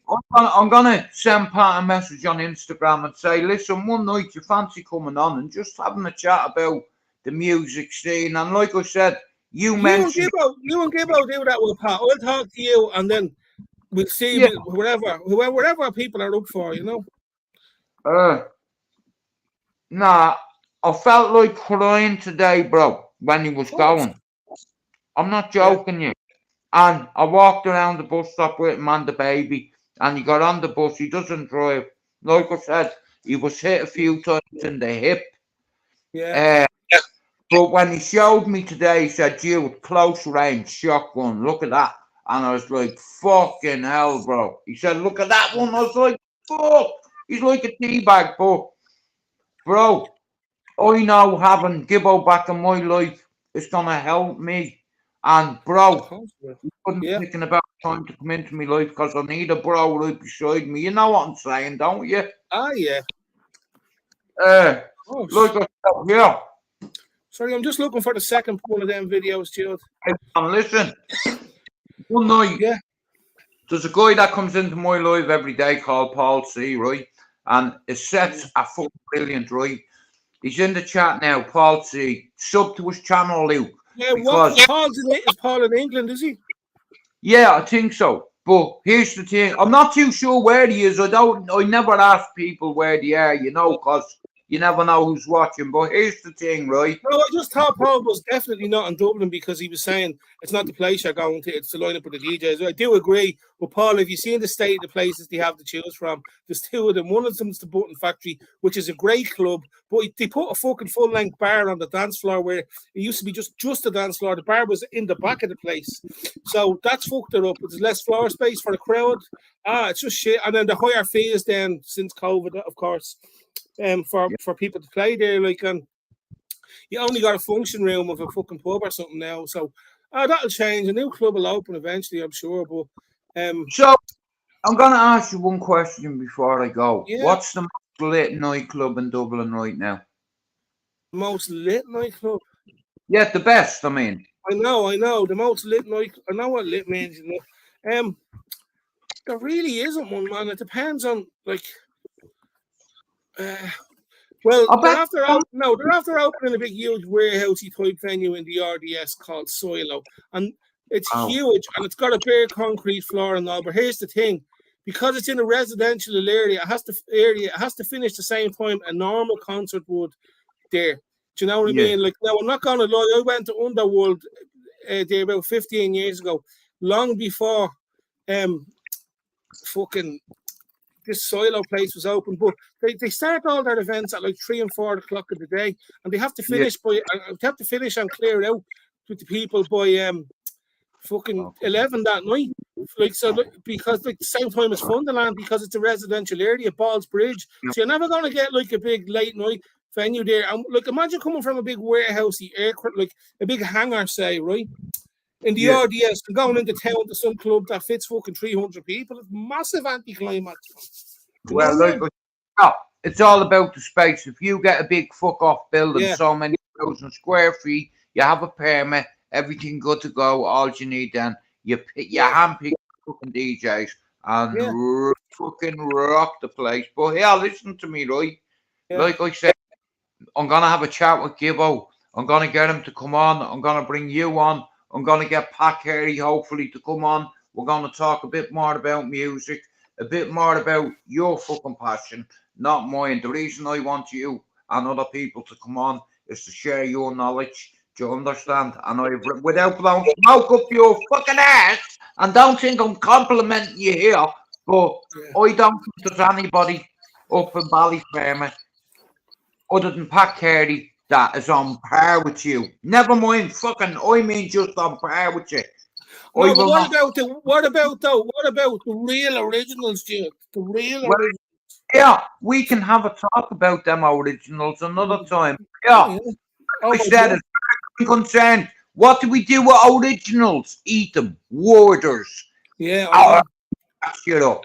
They all look like the granddad on it as well. In a pizza. Like I said, fucking, you're going to be part of my team going forward. Gibbo's going to come on. We're going to do this football thing, music thing, and I'm going to bring a couple of other people on from Ballyfermot, and then we have a 5-man ASU. That's active service unit, and I am about to deactivate. This message will destruct in 15 seconds if I do not go. I want to show folks, right? What? Fuck none. What? This guy is the real deal when it comes to music, and can I say this before I go? I challenge any DJ in Ballyfermot or anywhere in Dublin that knows more about the dance scene in Dublin back then than Luke Gilligan. And guys, I want to thank you all for coming in. Luke, thanks for coming in, and I'll probably chat to you tomorrow, guys, okay? Luke, you're a fucking diamond, yeah? We'll do tomorrow as well, right? Yeah, shout out to the fucking originals. Fuck you and the real originals. Wankers. Yeah, man. Fuck him. Anyway, Luke, God bless you. Guys, I want to thank you all for coming in tonight. And over time, we're going to bring on other people. I have my wingman back. We are going to do football podcasts. I'm going to have a wingman, and we are going to do watch-alongs.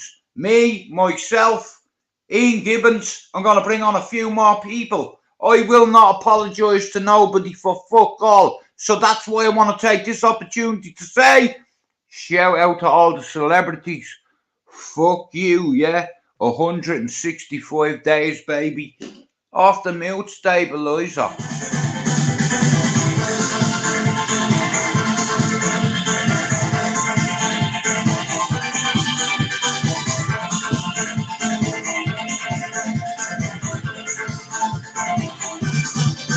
Boom!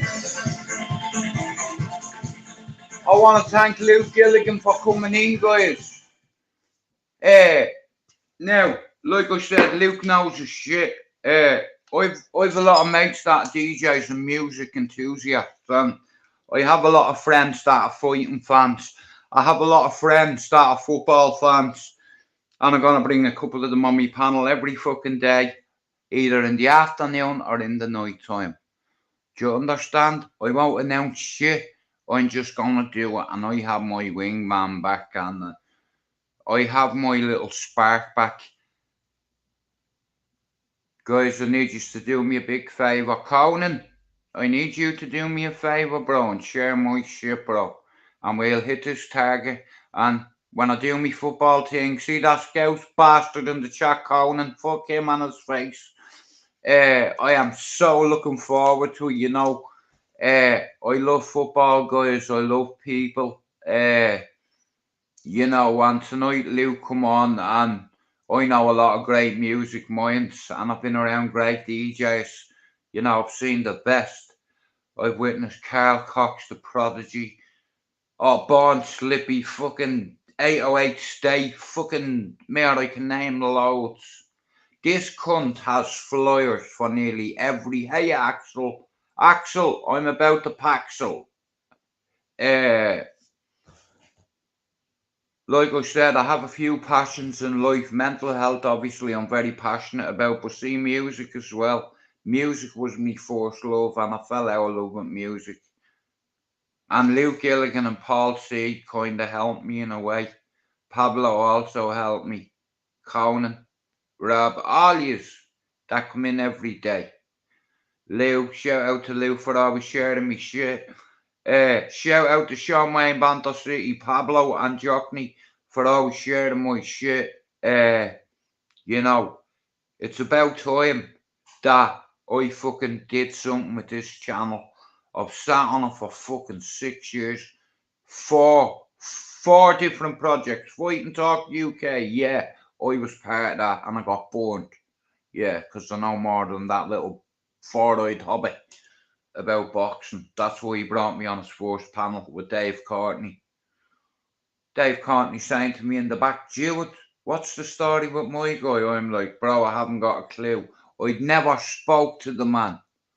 And on Dan's fucking chat, Fight and Talk UK, his first podcast, I was his first guest one night. Because Dan knows a bit about me. Anyway, not going into it, right? So I'd never spoke to Dave Courtney. Obviously, I knew who the man was, right?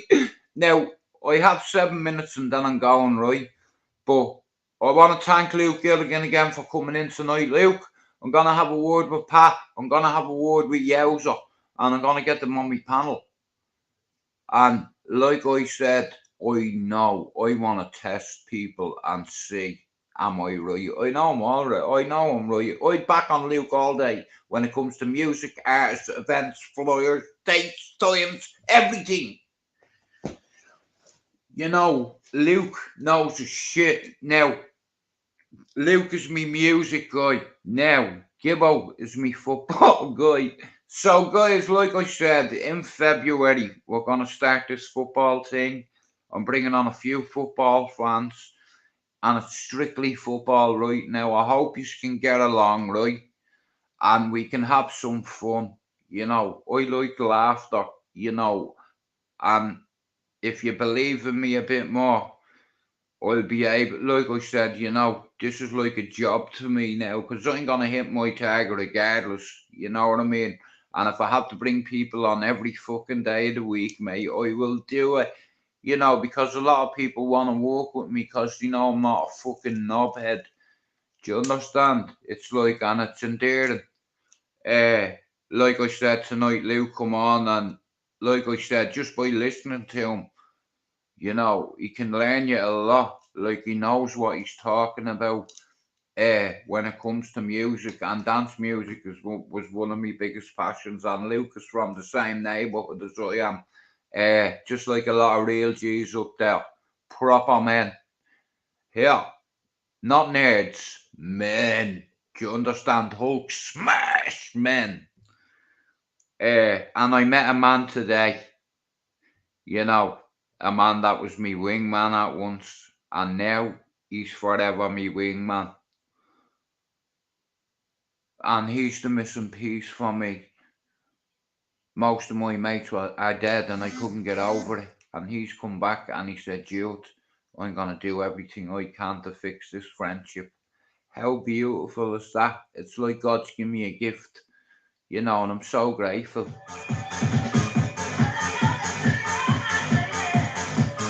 We are going to end this live in 5.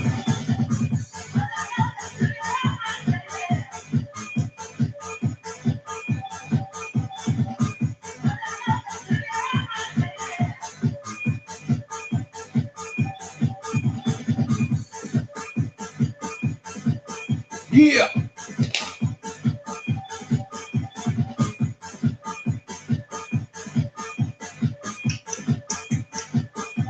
I want to thank Ian Gibbons for today,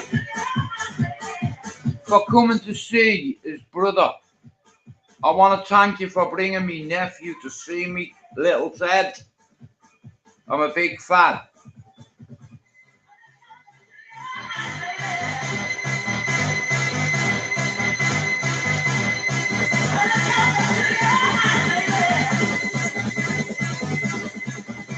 Absolutely.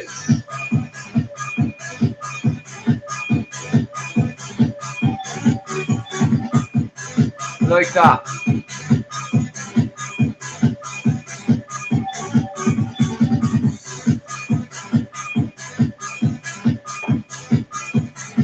Anyway, we are to go. Foxtrot Yankee Alpha Bravo Delta. We have an officer down.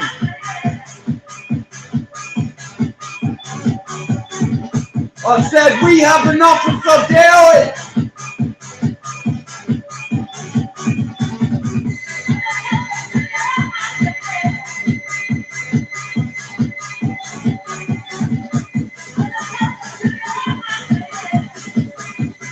We are out.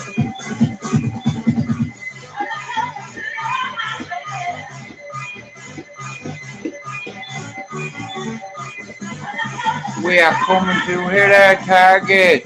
2. What you gonna do? What you gonna do? Straightouttaballyer is coming right through. School's over. School was in session, and it's up to you. If you missed the lesson, I can't help you with your aggression. I have discretion. I'm not sitting here effing or jeffing or messing. It's Straightouttaballyer. Call it a blessing. And we are out. I'll see you tomorrow, guys. I need you to share me shit. Conan, thanks for coming in. Axel, thank you for coming in. Luke Gilligan, Rob, thank you for coming in. Paul C, thank you for coming in. Guys, I need you to do me a big favour, yeah? There's a Scouse midget on this whole platform that doesn't want to see my channel hit their target. Half of YouTube hate this fucking bastard. So if you hate this bastard, help me hit my target. Just to say, fuck you, mate, I did it. Next. Like I said, school is over and we're all grown. And today, I met one of the most luckiest men in the world. And he had more holes in his body than I've ever seen. And he survived. And he handed me his son and said, here is your nephew, Jude. I miss you, Jude. can I come back, Jude, and be your wingman one more time? I said, as you are, soldier.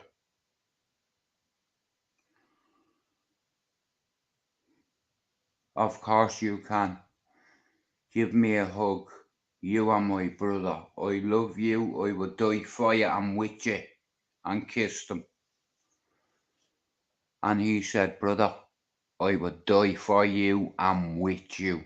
You know what that means? My channel is going to fucking grow. Both of them. Regardless. Because YouTube know who's a cunt and who's not.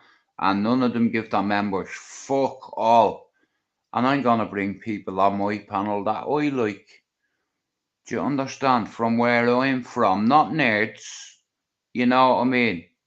I'm not a certified nerd. Do you understand? Long story short here. We have a target to hit. Calling all Autobots. Calling all mods. I need you to share my fucking channel.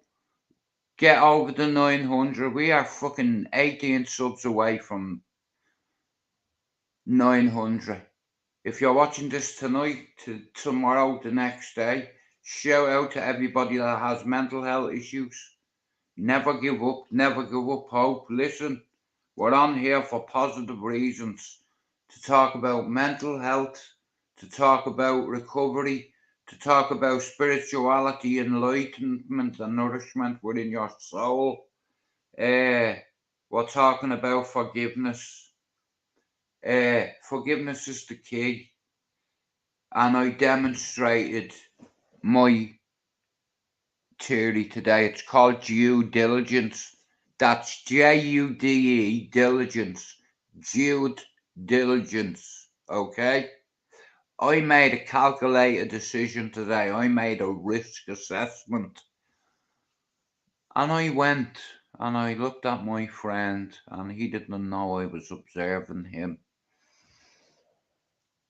I seen him waiting there, and if the pram wasn't there, I would have started fantasizing about hurting him and being even. But I have forgiveness in my heart now. And forgiving him is easy when I know I have him back on side, and I'm really happy about today. Right, guys, I want to thank you all for coming in. I know loads of people don't come in, but over time we're going to build this. Listen to me, you have no idea the people that I'm going to bring on here. You know, for all the people that laughed at me and put me down and said I couldn't do this and I couldn't do that, my nourishment is going to come out of bringing people on here that are like me. You know, men, real men, and one of them will be Ian Gibbons. When it comes to football, he's my wingman. Everybody is welcome in me live, as long as you don't bring no shit into my live, into my YouTube. You know, it's like I'm gonna end this. I'm gonna do my YouTube for 15 minutes. I want to thank you for coming in.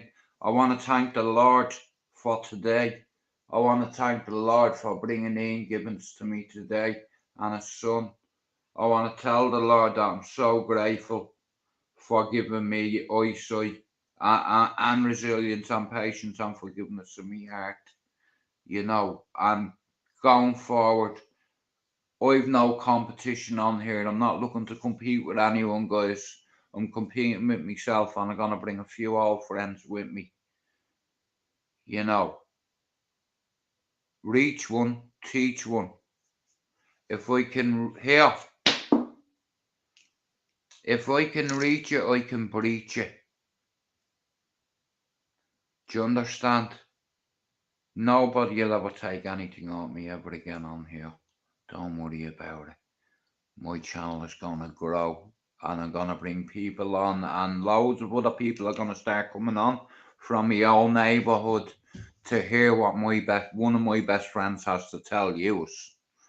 about being shot and selling drugs and shooting people and, you know. But I tell you one thing, he has God in his heart. He has Jesus in his life, and I'm fucking delighted about it because it's calmed him down. I never thought Anthony would be able to calm him down or tame him, but religion has, and the Lord has been in his life the last 7 years and his partner, and I'm rooting for him, and I love him, and I die fucking with him. I'm for him. And he's my fucking brother. He's my fucking family. This goes deeper than fucking family. This is fucking mates. And I die with him, and I die for him, and I die protecting his son, my nephew, little Ted. Today's the day the teddy bears have their picnic. Picnic time for Uncle Jude. I have to go. I am sorry if it's rude. Today has been one of the best days of my fucking entire life. And I want to thank God for that. I want to thank you for coming in. I'm going to leave you. I have to go see me YouTube for 15 minutes, guys. Bless up. Wagwan. Say nothing done. Still though.